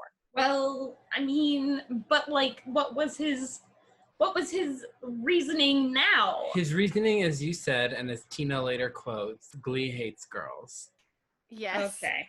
Yeah. It's just, and it's hard because I get the premise of the show is flawed, because the only people who perform for Ryan are the people who are in the bottom. Mhm. And that means that the more you're in the bottom, the more Ryan gets to know you, and the more layers of you he gets to see. Mm-hmm. Yeah. And so you have Marissa, who comes in, and she's the only one that week where it was her first one in the bottom. She came in and she did this awesome number, and he saw this one layer of her, and he said, "That's not what I want." Yep. It's Yeah. very true. Send her home. Had she been in the bottom week 2, that would have been what he wanted, and he would have kept her. And then week 6, when she did get sent home, she could have shown something different. Yeah. So if someone completely like shrewd came on the show, they would try to get in the bottom 3 every single week. Yeah. And I mean, not someone shrewd, someone very, very nice, but Damien, who was in the bottom week. Shrewd doesn't mean you're not nice. True. But Damien, I think you're pointing out he was in the bottom 3 regularly, and then he grew. Yeah, And Ryan was able to see that, and then suddenly saw a journey for him on the show. exactly. And it sucks that other contenders didn't end up in the bottom 3 and didn't get Ryan to see a journey for them on the show. And that's why you get like Zach and Robert defending people. Yeah, exactly. Because they know They kept defending Cameron for reasons I can't explain. Why? And I'm like, Cameron's boring to me. Marissa's interesting. There's something interesting about her. I agree. And also just like, but Ryan's obsessed with Christianity. I know. I think you're right. He's just oddly obsessed with it. Real, and I'm a basic bitch. The thing I'm obsessed with is like women who can belt. If you're a woman, you can belt. Like, yeah, I will Give follow it. you to the end of the earth. So that's where I get like Marissa. I get Lindsay. Like, I'm like, you have me. yes. You can do the most problematic shit, and I'll still be on your side. And just like Cameron doesn't do it for me. Cameron's not even a good actor, from what we can see. No, he's like, not. And I mean, the Christianity thing that Ryan Murphy wants, he keeps on saying it to Samuel, he keeps on saying it to Cameron, where he's like, I don't think we've properly represented Christianity on the show. And I'm like, you have Quinn, who's a very Christian character. Yeah, he kept saying I kept wanting to write a Christian character. I'm like, Quinn's what not about a character because I'm she's Jewish. a girl. Where are my people at? I have Rachel Berry, who's like, and got Puck. We're so sorry. An occasional mentions of Judaism, and that's all I get. I don't there's know. some Christmas episodes where the show almost forgets that Rachel is Jewish. Yeah. Fully forgets. So for me, him being like, I want Cameron because he's Christian, I want a Christian character, was just like, to me, It makes no sense. Yeah. Do you guys remember when he booted Ellis off the show and he was like, what did he say? Jazz. She's very jazzy. His name's Jack. Yeah. He's like, I've always wanted someone who can do jazz, and then he boots her. And Marissa is He called her a femme fatale. he called her a femme fatale. And I was like, all you need to do is write Marissa as a bluesy, jazzy femme fatale. Which That's he it. does. Yes, With she's different actress. perfect. Yep. Mhm. Yep. Because That's real the thing life- is like he didn't see Marissa in that role just yet, or he didn't see that role just yet. He was focused on the cute boys and what they can do. Well, if he writes that person later, why didn't he contact Marissa? I can't explain Ryan Murphy. I'm 3 drinks in. There's no explaining Ryan Murphy. We have to get to my conspiracy theory. I need to put on my conspiracy theory hat. Yeah, 'cause we're about getting talk to about episode. episode Wait, is it 7, episode 7? sexuality. I have things I can tell you episode 7. So Yeah. here's my conspiracy theory. Wait. Episode 7 is nowhere to be found except for Julia. I'm Yes. magic. So here's what I'm gonna say. We're gonna go through just like the gist from what we know, that what we saw on like the preview at the end of the last episode, and the sort of like recap from the episode before, okay, or the episode after. Puck and Lauren, the actors who play them, are the mentors for an episode about sexuality. Lauren was there too? Yeah. Yes. Okay. So, I put TLDW because couldn't watch. Cameron was super uncomfy with kissing Hannah during one of their segments, and he ends up literally just like quitting the show. He sacrifices himself for Damien, who literally would have been kicked out. He wouldn't have won otherwise. And then Lindsay kissed Damien hard is what I wrote. And Hannah And- was jealous. And Hannah was jealous, and it broke my heart. And then, yeah, that's kind of really it from what I got from the recaps. But my conspiracy theory hat is on. I think Ryan Murphy had this scrubbed from the internet because the actor who played Puck was found with child pornography, And I think what happened is they didn't want anything with the words sexuality related to the actual actor. I think that's what happened. Ryan Murphy was like, we can't have this. We got to get it rid of it. Yeah, I mean, having seen the episode, can't say that's not true because it doesn't really have anything like to do with the episode. It's merely just to do with Mark Selling's life. Having seen the episode, the summary you gave was pretty accurate. Lindsay, and they showed this on camera, was instructed to kiss Damien this time. Mm. And it happened. Like, it was an episode all about, like, sexuality and longing, as they said. Hannah, like, didn't confront Lindsay or anything about it. And that's fair, because, like, Lindsay was instructed to do it on set. Yeah. And then, like, Cameron, he did his last chance performance, and then afterwards Ryan Murphy was questioning him, and he was like, do you know that you want to be here? And if you get on Glee, you're going to be expected to do these things. Do you feel like you can do that? And then Cameron went back to his green room, and he was thinking about it, and then Ryan came in, and he was like, listen, if you think you can do these things, we want to keep you. And Cameron was like, I don't. And then Ryan was like, okay, we would have sent Damien home, but we're going to send you home instead. Oh, okay, interesting. So Ryan visits in a green room. We haven't seen that before. That's the only instance of that happening. Cameron very clearly didn't want to be there from like a few episodes ago, in my opinion. He seemed very disengaged. He was very checked out. He very much didn't want to take any risks for it. And that's totally fair, honestly. Like, the Glee Project was asking you to be a singer and an actor and a reality star celebrity in a way. Like, it was asking you to give up pieces of yourself. Yeah. Like, Cameron didn't want to give, and that's fair, in my opinion. And like we said, he's the most adjusted person. Like, that's probably a very logical decision.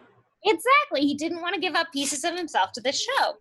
And so then the show comes to him, and Zach and Robert, being the voices of reason to Ryan, are like, after Cameron does his last chance performance and is basically like, I want to quit, or like, you know, Cameron said he wants to quit. Maybe you want to send Cameron home. And Ryan's like, well, no. I'm Ryan Murphy and I have things to say.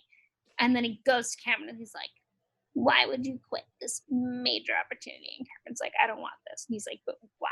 And he's like, I don't. And then he's like, fine. And then I just, in my opinion, the person who doesn't want it should always be the one who goes home. Yeah. 100%. Yeah. I totally agree. Ultimately, that happened here, but like, boy, was Ryan trying not to make that happen. Like, Ryan wanted Cameron to stay so badly. Yeah. And I just had an issue with that, seeing it. And also, like, I guess it's not my place to say that Cameron overreacted because it's his experience. But I think the producer should have protected him and everyone else involved more. Yeah. Okay, I have a question. When they asked Lindsay to kiss Damien, did Damien know it was going to happen, or was this another non-consensual kiss? Damien knew it was going to happen. He didn't know that Hannah liked him. He never knows, right?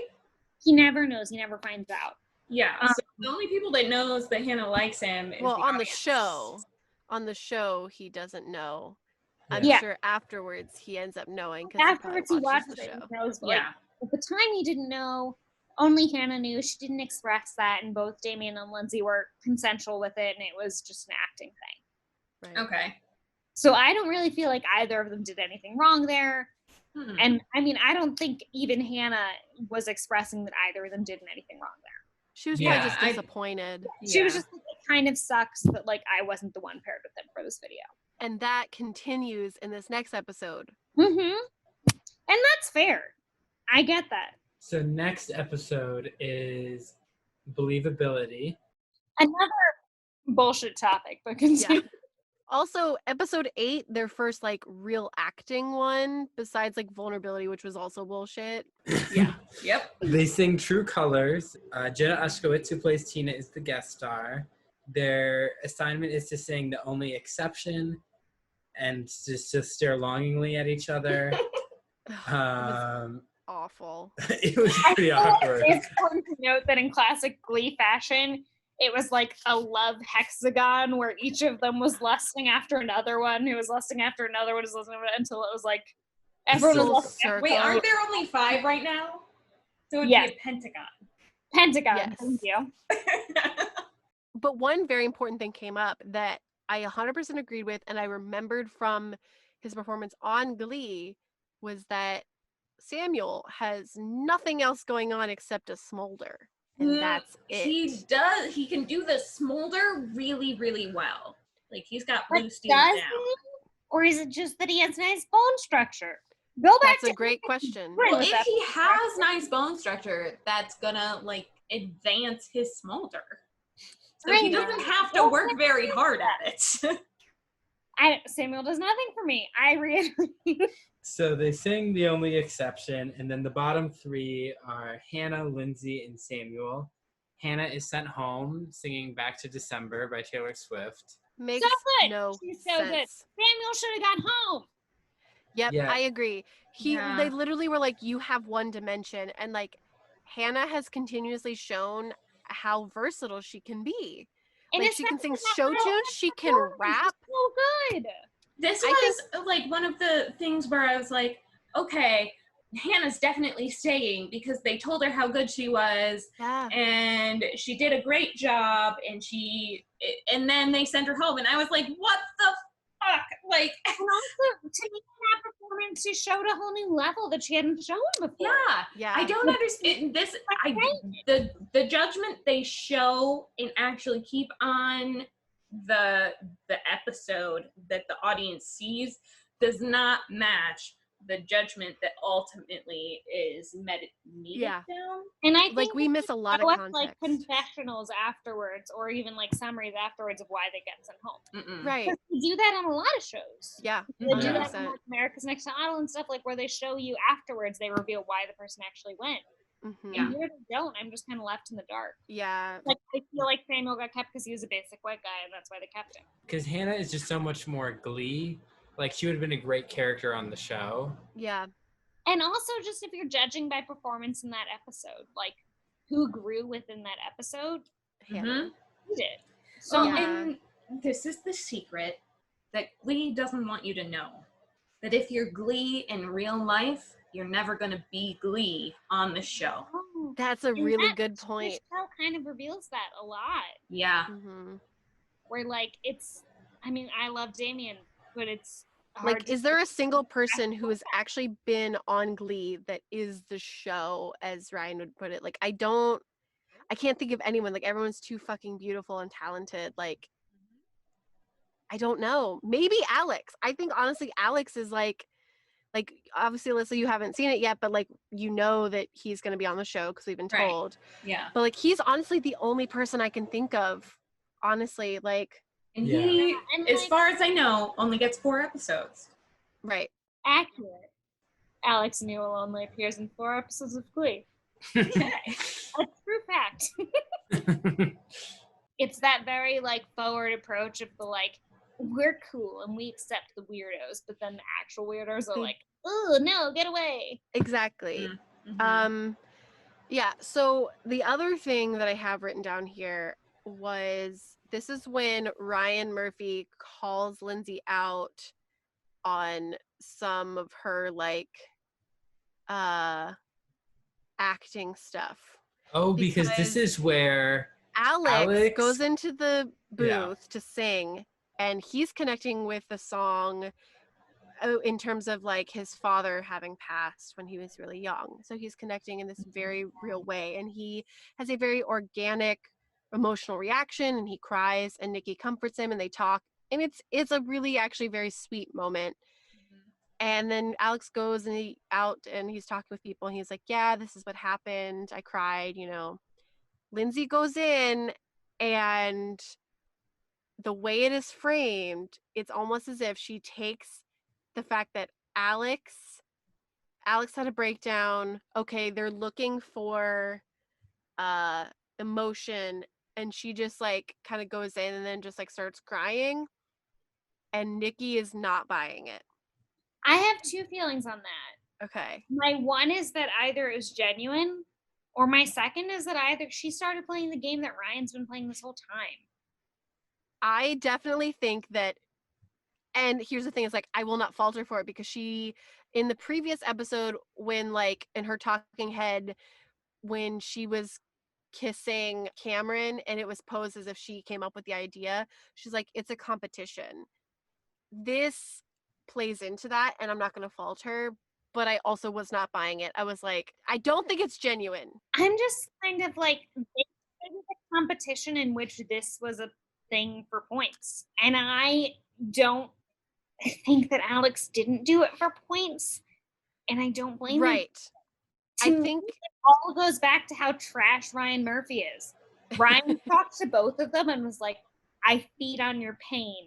Give it to me and you'll win this thing that will start the career that you've dreamed of your whole life. And they both gave it to him. I definitely think that like Alex's comes off more genuine and relatable. I think that was the big thing that Ryan had, was like, I don't find you to be relatable. And I think that's where it comes. He's a man. I relate so hard to Lindsay. See, I don't relate to her at all. And I do think it is because of the way the show is framing it. Talented, beautiful person. Just kidding. But no, I get Lindsay and I get Alex too, but like I get why Ryan is like, I relate more to Alex and to Sable. Yes. In this instance, when they're both in the booth with Nikki, it's all about who Nikki relates to and who she believes. Yeah. And I'm with her. I did not buy that Lindsay's tears were real. Because she hadn't even started singing. Like, Alex had started singing.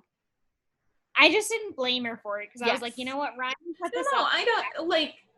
Sure, even if Alex's tears like were fake, and I'm not saying they were, but if they were, then fine, it worked. He just did a better job. Yes. And that's the thing, that hurt her because I honestly think that like if she had just like gone in there and just done her thing, she would have been fine.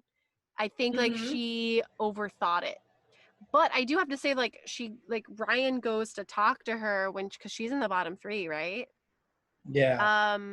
She literally explains like this facade thing that she has, and it made me really understand that moment. Like, okay, she also feels like she has to put on certain emotions at certain times. Like, she's programmed to be happy, but also like she's sort of like programmed to be like, oh, this person had this emotional reaction, I can benefit from doing that too. Like, she has a very methodical process, and I understood that. I don't think it worked for her. I think it hurt her, but it was interesting. But it's like borderline. It's a bit like sociopathic. It is. But honestly, in my opinion, so is Samuel. And this gets back to my same thing about like Lindsay gets blamed for the shit she did because she's a girl. I agree. I definitely think so because there are a ton of borderline sociopaths that everyone works with every day. Yes. It's not like a bad thing. Yes. It's just I think in this instance, I think it's just very obvious. It comes off that way, especially the way they edit it. Yes. Yeah, and in my opinion, that's why I think, like, in the last two performances this week, like, Samuel should have gone home over Hannah. Yeah, 100%. It still just doesn't make any sense. Like, it's just because they were like, we're not gonna I think it came down... Samuel on the show. Yeah, I think it came down to looks.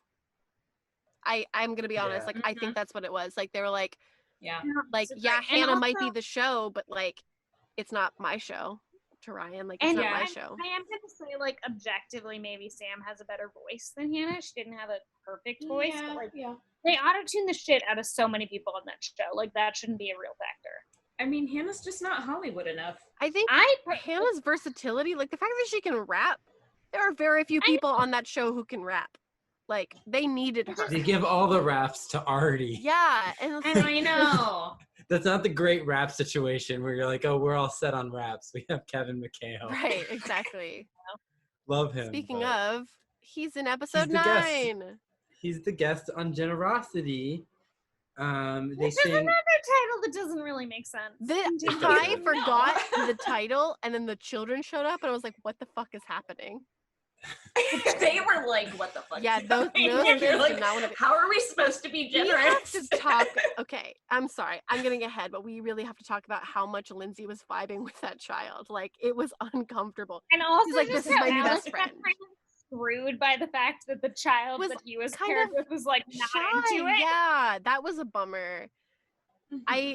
Yeah. I literally wrote Lindsay is vibing with this child way too much. Like she was literally like, Well, you're my let's best explain friend. what they were She doing. knew how to play drums.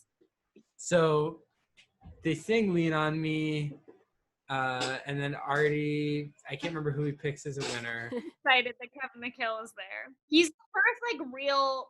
I guess Jen is the first real cast member we've had, but that's not Glee Project season 1 or Is he like a decent person in real life? Who, Kevin McHale? Yeah.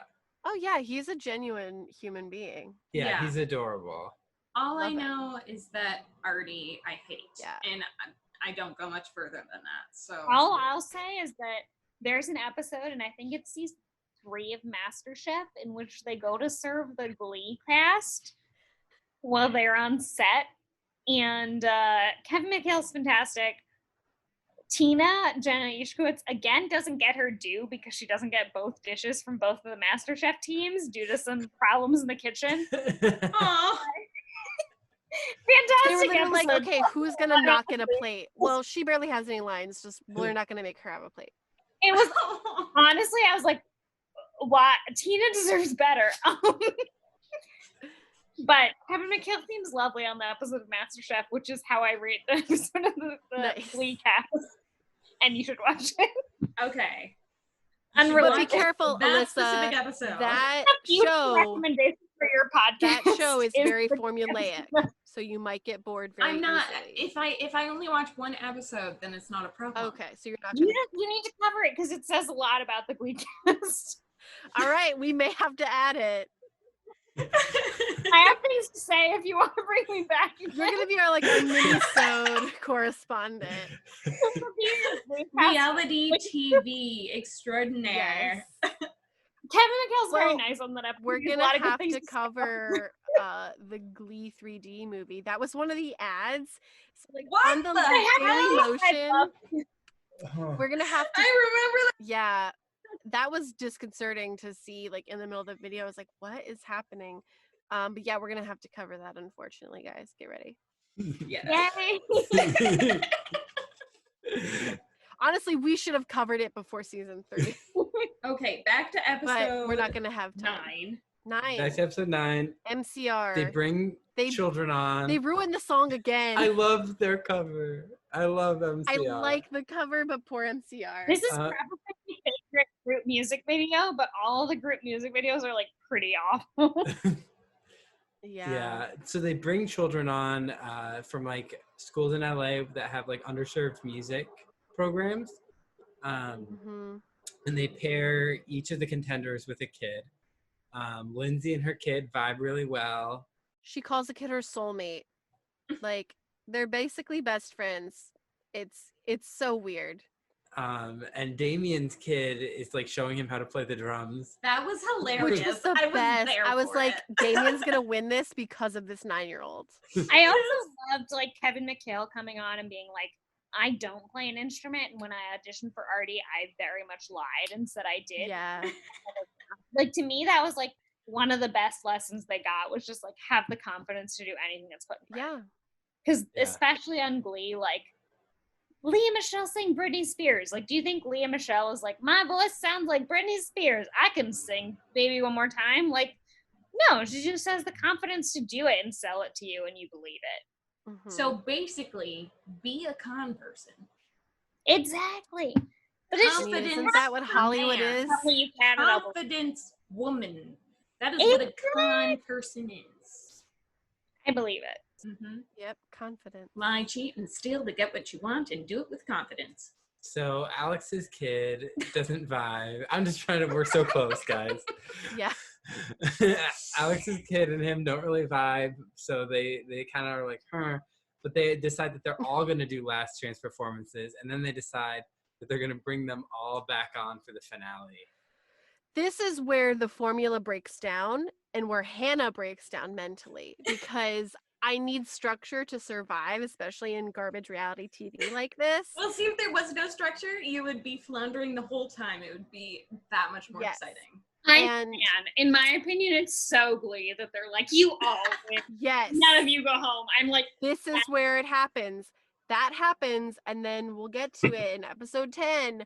All hell breaks loose, and just everyone's a winner. And I'm like, no, this is a competition. I'm just like, you know what, in Glee, if you believe, you win. And these people believed, so they Yeah. I wanted Ryan Murphy to turn around in the last episode to every single person who'd been on the Glee Project and be like, you know what? You all get 10 episodes. You get an episode. You get an episode. Just like Oprah. Yes. Except to Samuel, he was like, and you don't. That's what You really don't like Samuel. Does he have a really terrible character on the show? Because I feel like no, it's just he's so basic. I don't even remember. He's just so boring on the show.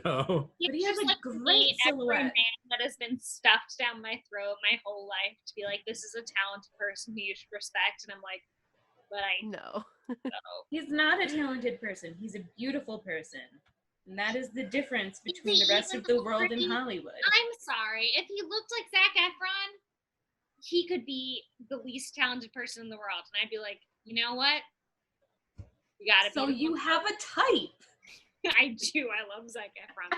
Y'all ever seen High School Musical? You consider doing a 3-episode podcast about that? Anywho, my point is, Samuel's not hot enough to be as little talented as In he your opinion. in my opinion. Yes. Let's just talk about the fact that Emily comes back because Ryan Murphy is the guest mentor person, and they are So they're They supposed to sing literally- "Don't Stop Believing." yes, Which And like and they made us it for that. Are we is- officially on episode 10 now? Yeah. Yes. Okay. So I love when basically, Ryan stops their performance. I literally wanted to die. I was like, I really wish he had fully gone with it and be like, you guys fucking suck. Take 10 minutes and actually choreograph this. Like, that's what I wanted. But no, he's like, you know what? This whole scene that we're doing right now is choreographed. I need to bring people in. And he brings in the people who were voted off, all for the drama and also for the background vocals and what little choreography they even had. But I have to say, I was super excited when Emily came back and she said, I'm back, Gleeotch. And I was like, that is a fucking t-shirt right there. Oh my I God. love, for me, like when you're talking about people who I felt like would be good on the show, it was like Emily, Hannah, Lindsay, Dane, and Marissa. Alex, Marissa. Yeah, like literally what was really great about the drama though, that they kind of peppered throughout the show is that or the episode is that the people who were voted off, they're kind of like still having to do like choreography and they're in the music video. And some of like the talking heads are kind of like, yeah, I bet these people are wondering like, what did they have that I don't have? Which I found to be really interesting. And I kind of wish they would have played with that more. But at this point, they're just so like, let's just fucking get it over with. A really Glee thing to do would have been to name one of the eliminated contestants the winner, but I get why they didn't. Yeah. I God. did love that they brought all of them and all of the Glee cast back for the final performances because, like, the final performances are just like such a fun endorphin high. Also, you know what else threw me off? Last episode, you know what I didn't get to hear? Keep holding on. And I was like, where am I? What is this boy. show? So they sang "Raise Your Glass" with all the contenders. At the top of the building. Yeah, and I thought it was really funny because they put Damien with Hannah and Cameron in the video, like because they're all gathering contenders, and Yeah. Cameron and Damien are like little buds, and Hannah has a crush on Damien, and then Damien dedicates his final song I to literally Hannah and was like, Cameron. oh, so cute. I was like, I you're thought- so adorable. I want to smooch his cheeks and hug him until he dies of snuggles. I love him so much. If he dies of snuggles, So good. I Then don't he want dies. him to die of snuggles.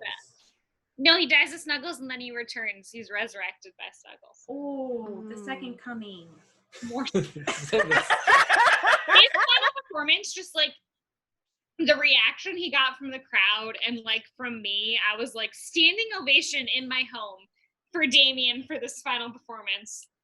Yeah. It was Yes. he was having so much fun. He was fabulous. He did Beyond the Sea, and he just had this crooner swinging like And I've attitude. never even heard that song before. Wait, Would you've you- never heard that? Skip them? No, because I'm basic.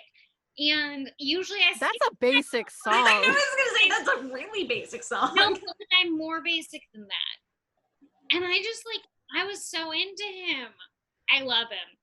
For me, it was just like, he won to me because he showed the biggest journey.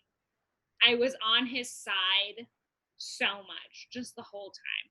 Yeah, I Like, don't think I was ever not He's on saying, his I side. wish that I was Jesse's girl. I was on his side. And that's Yeah. to me. Like when Ryan keeps on saying this is the show, for me, it's someone who I'm on their side no matter what. Mm-hmm. And that was Damien. And I love him. I love him. He's such a little. Something I want to that we haven't talked about that we're gonna have to talk about in this episode is Alex and him coming into liking drag. Oh my god. Which is We apparently totally skipped over that. So back in, oh gosh, I don't even know what episode it is. 6 maybe? Earlier. Is it earlier?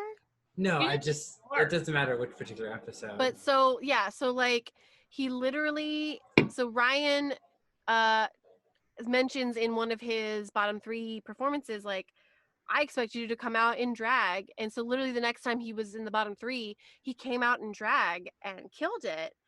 And this kind of like, it seems to have awoken a sort of interest in gender nonconforming identity or even just drag in general. And I thought that was really very interesting that like this experience helped many of these people grow in different ways. Oh yeah. But it's something that that like now like he's actually doing in real life. Like this is part of his identity now.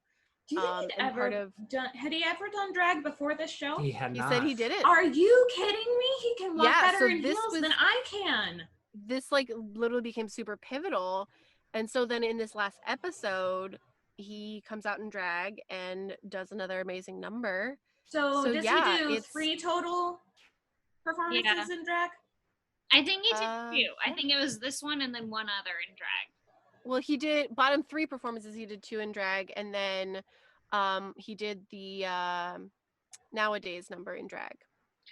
For me with Alex, like, I loved him. I think he's such a compelling performer, and he has such an ability to make you just feel when he sings. And it's not just his voice, it's just like the way in which he performs. And chills. I get chills. And I think that the reason that Alex's journey kind of seems like less intense on the show than it probably should have been is just the fact that he was someone who, to me, Alex seems someone who was more private, and he wanted to give less of himself in confessionals than I think the show wanted. And so they kind of just like, he kind of had this big moment that happened to be on a reality show that he kind of just showed a bit less. Yeah.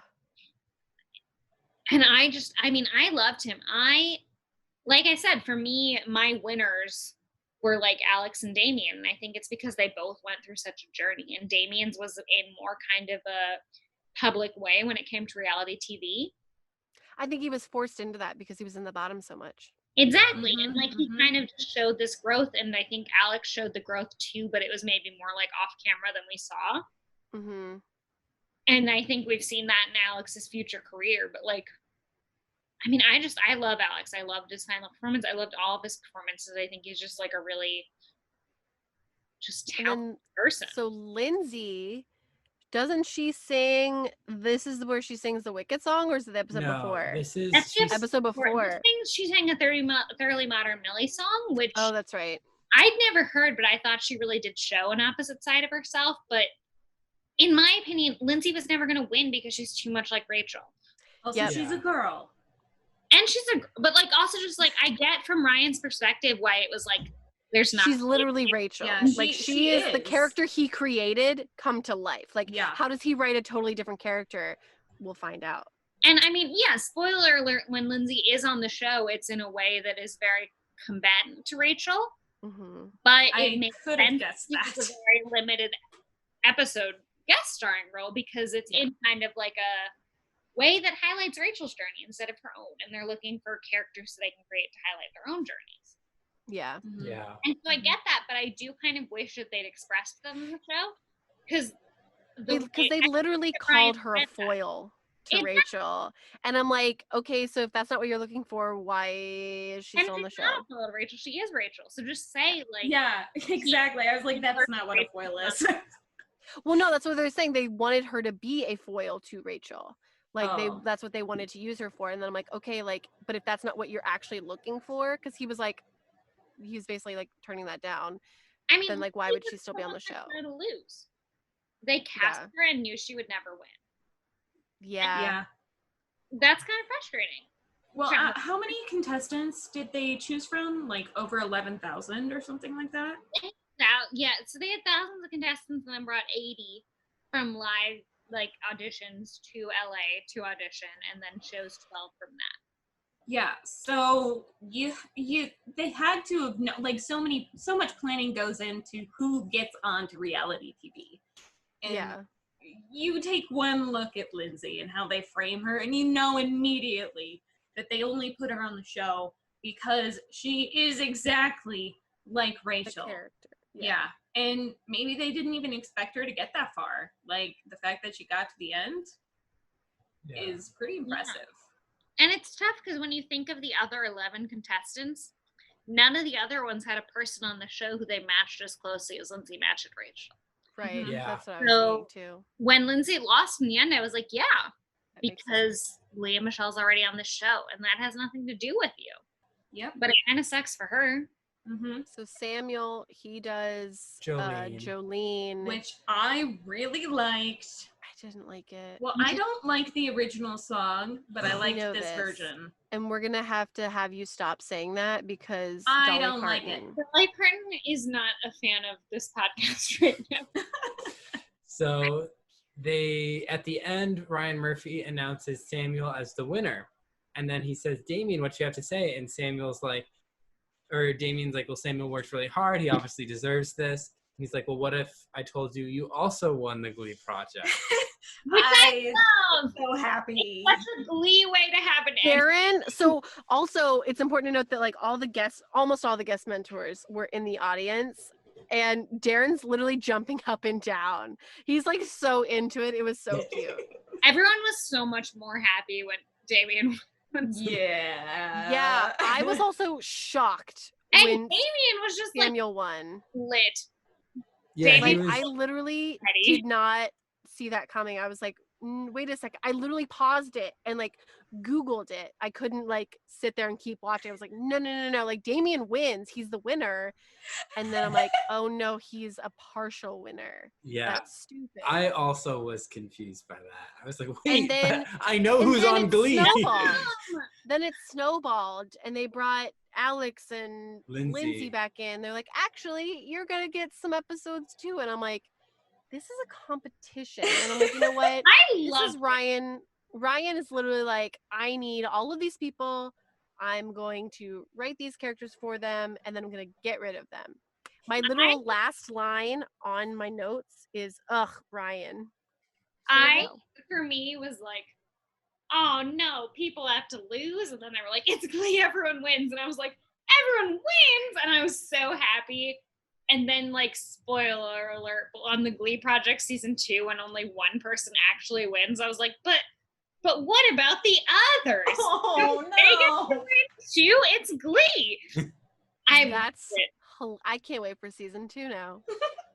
I thought it was funny. Nikki has this comment when they're like talking about Damien, and someone's like, nobody's that nice in Hollywood, and Nikki's like, maybe they are in Ireland.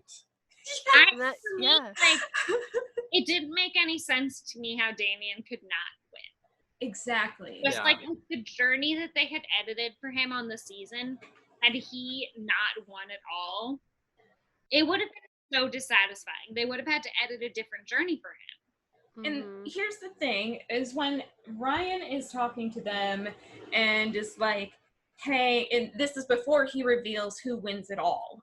He's like, okay, so we got 2 versions or something from everyone who worked with you. And everyone said Damien is the one that you want in the room. Damien is the one you want to work with. He is so fun to have around. And then he was like, but Samuel, you're the one that everyone says has the it factor. And I was like, Okay, What of is the two, it? I don't know, stardom. Dreads? knows? Like, what is it? The clown in the sewers. Oh, Good one. You'll float too. Well, I was like, for sure they're gonna choose Damien because you always want to hire the person that you want to work with, Yeah. right? and Damien, he just, yeah. I have a lot of issues with Samuel winning, with Samuel making it to the Final Four. Like I said, in my opinion, it should have been Hannah in the Final Four instead of Samuel. It should have been Hannah winning instead of Samuel. Actually, in my opinion, it should have been Damien and Alex winning, Hannah and Lindsay getting episode guest starring roles, and then Hannah, spoiler alert, following the Alex Newell track where she gets made into a more full-fledged character. But to me, Samuel was just like, oh my goodness, look at those cheekbones. We can't not put those on the cheekbones. TV. That's the it factor. Cheekbones. And I don't have those, and most of us don't. And I can't relate to it. Smush. This is a smushy face. I don't want to watch someone with a beautiful face. I don't. Anywho. What I'm saying is, I didn't relate to Samuel at all. I didn't feel he belonged on Glee. I didn't want him on Glee. Put him on the CW with all the other hot people. Put someone else on. He does look like a CW character. He does look like a CW character. And you know what? That's not what I'm watching Glee for. Would you watch him on watching Riverdale? Glee because I'm on a podcast about it. I would watch Samuel Larson on the Riverdale. If he were a part of the Serpents, sure. We're not going to roll on Glee. And I'm not into it. I'm excited to see what his role is. I'm excited to see how good everyone is at acting and how they perform with everyone else. So. Damien's baby, and we love him. Well, I'm excited. About Damien. The reason why when I saw him at the beginning, I was like, oh, they're going to choose him. He's going to be the transfer student. Yeah. It was so easy. Actually, like, for what they wanted, Damien was like perfect. Yeah. Yeah. But also just like the voice of a beautiful angel. He has the voice that would come out of like a stone leprechaun in my garden if it was magically enchanted to start talking. That is a very accurate description. You are having a lit night. All of the 5 wine spritzers in comments on Damien McGinty. I love him. Do you even have a garden? No. But if I did, I would be in love, and it would be with my magical leprechaun statue. Best clip on the podcast. We peaked. This is it. I love him so much. He's so cute. So any other final comments before we wrap this up? Ryan Murphy hates women. End of comment. I will second that. I have said that from the beginning. He hates women. Nothing will make you clearer on Ryan Murphy's opinions than watching the Glee Project, in which it's not even filtered through like network notes and studio notes, in which you're just getting it full frontal. Yep. It's very clear what Ryan Murphy likes and what he doesn't like. Yeah. All right. Well, that was our journey through the Glee Project. So long. It was the 3-hour journey. But like, it's important that the people know. It's a megasode. Yeah, it is important that people know about the Glee Project. We watched it, so you don't have to. There's nothing that you still can. And if you want episode 7, text me. Yeah. Okay, here is Julia's number. Reach out to me personally for episode 7 of the Glee Project. Did you like download it because someone's gonna listen to this and be like, we didn't get all the copies, take it down. I should put it on Google Drive so that I can share it with you. Yeah, no, that's a good idea because Ryan Murphy will literally hunt it down. I'm telling Ryan Murphy is gonna murder me in my sleep for the Glee Project. He's gonna murder you because you don't like Samuel Larson's cheekbone. So Julia, do you happen to be on any other podcasts that are maybe premiering tomorrow? I happen to be on a podcast called Wanderer's Cove, in which I play a character named Rachel Strawberry, Oh my god. who has not seen the TV show Glee because in that universe it doesn't exist. However, she's very inspired by the spirit of the TV show Glee, as the Glee Project would say. Yes. Check it out on everywhere where podcasts are. Yep. Check us out everywhere podcasts are. We'll have a website in the description of Wanderers Cove. You can check out our website and follow us on Instagram at... We're gonna solve mysteries. Yeah, Alyssa's on Wanderers Cove too.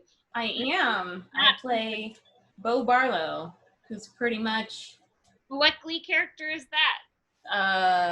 None. I don't think she exists. You can follow us at Wanderers Cove Podcast on Instagram for our latest updates.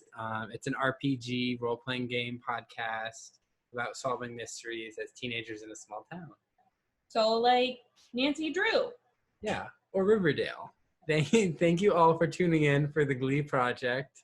We hope you enjoyed it. We are at Gleeboot Pod on Instagram and Twitter, and gleebootpodcast.tumblr.com. It's 2 a.m. Oh my gosh, it's so late there. Sorry, I have so much to say about the Glee Project. Julia, thank you so much for being on. Yes. All right, well, we'll put all the info of what to follow in Jazz in the description. Thank you for listening, and we'll see you next week when we dive into season 3.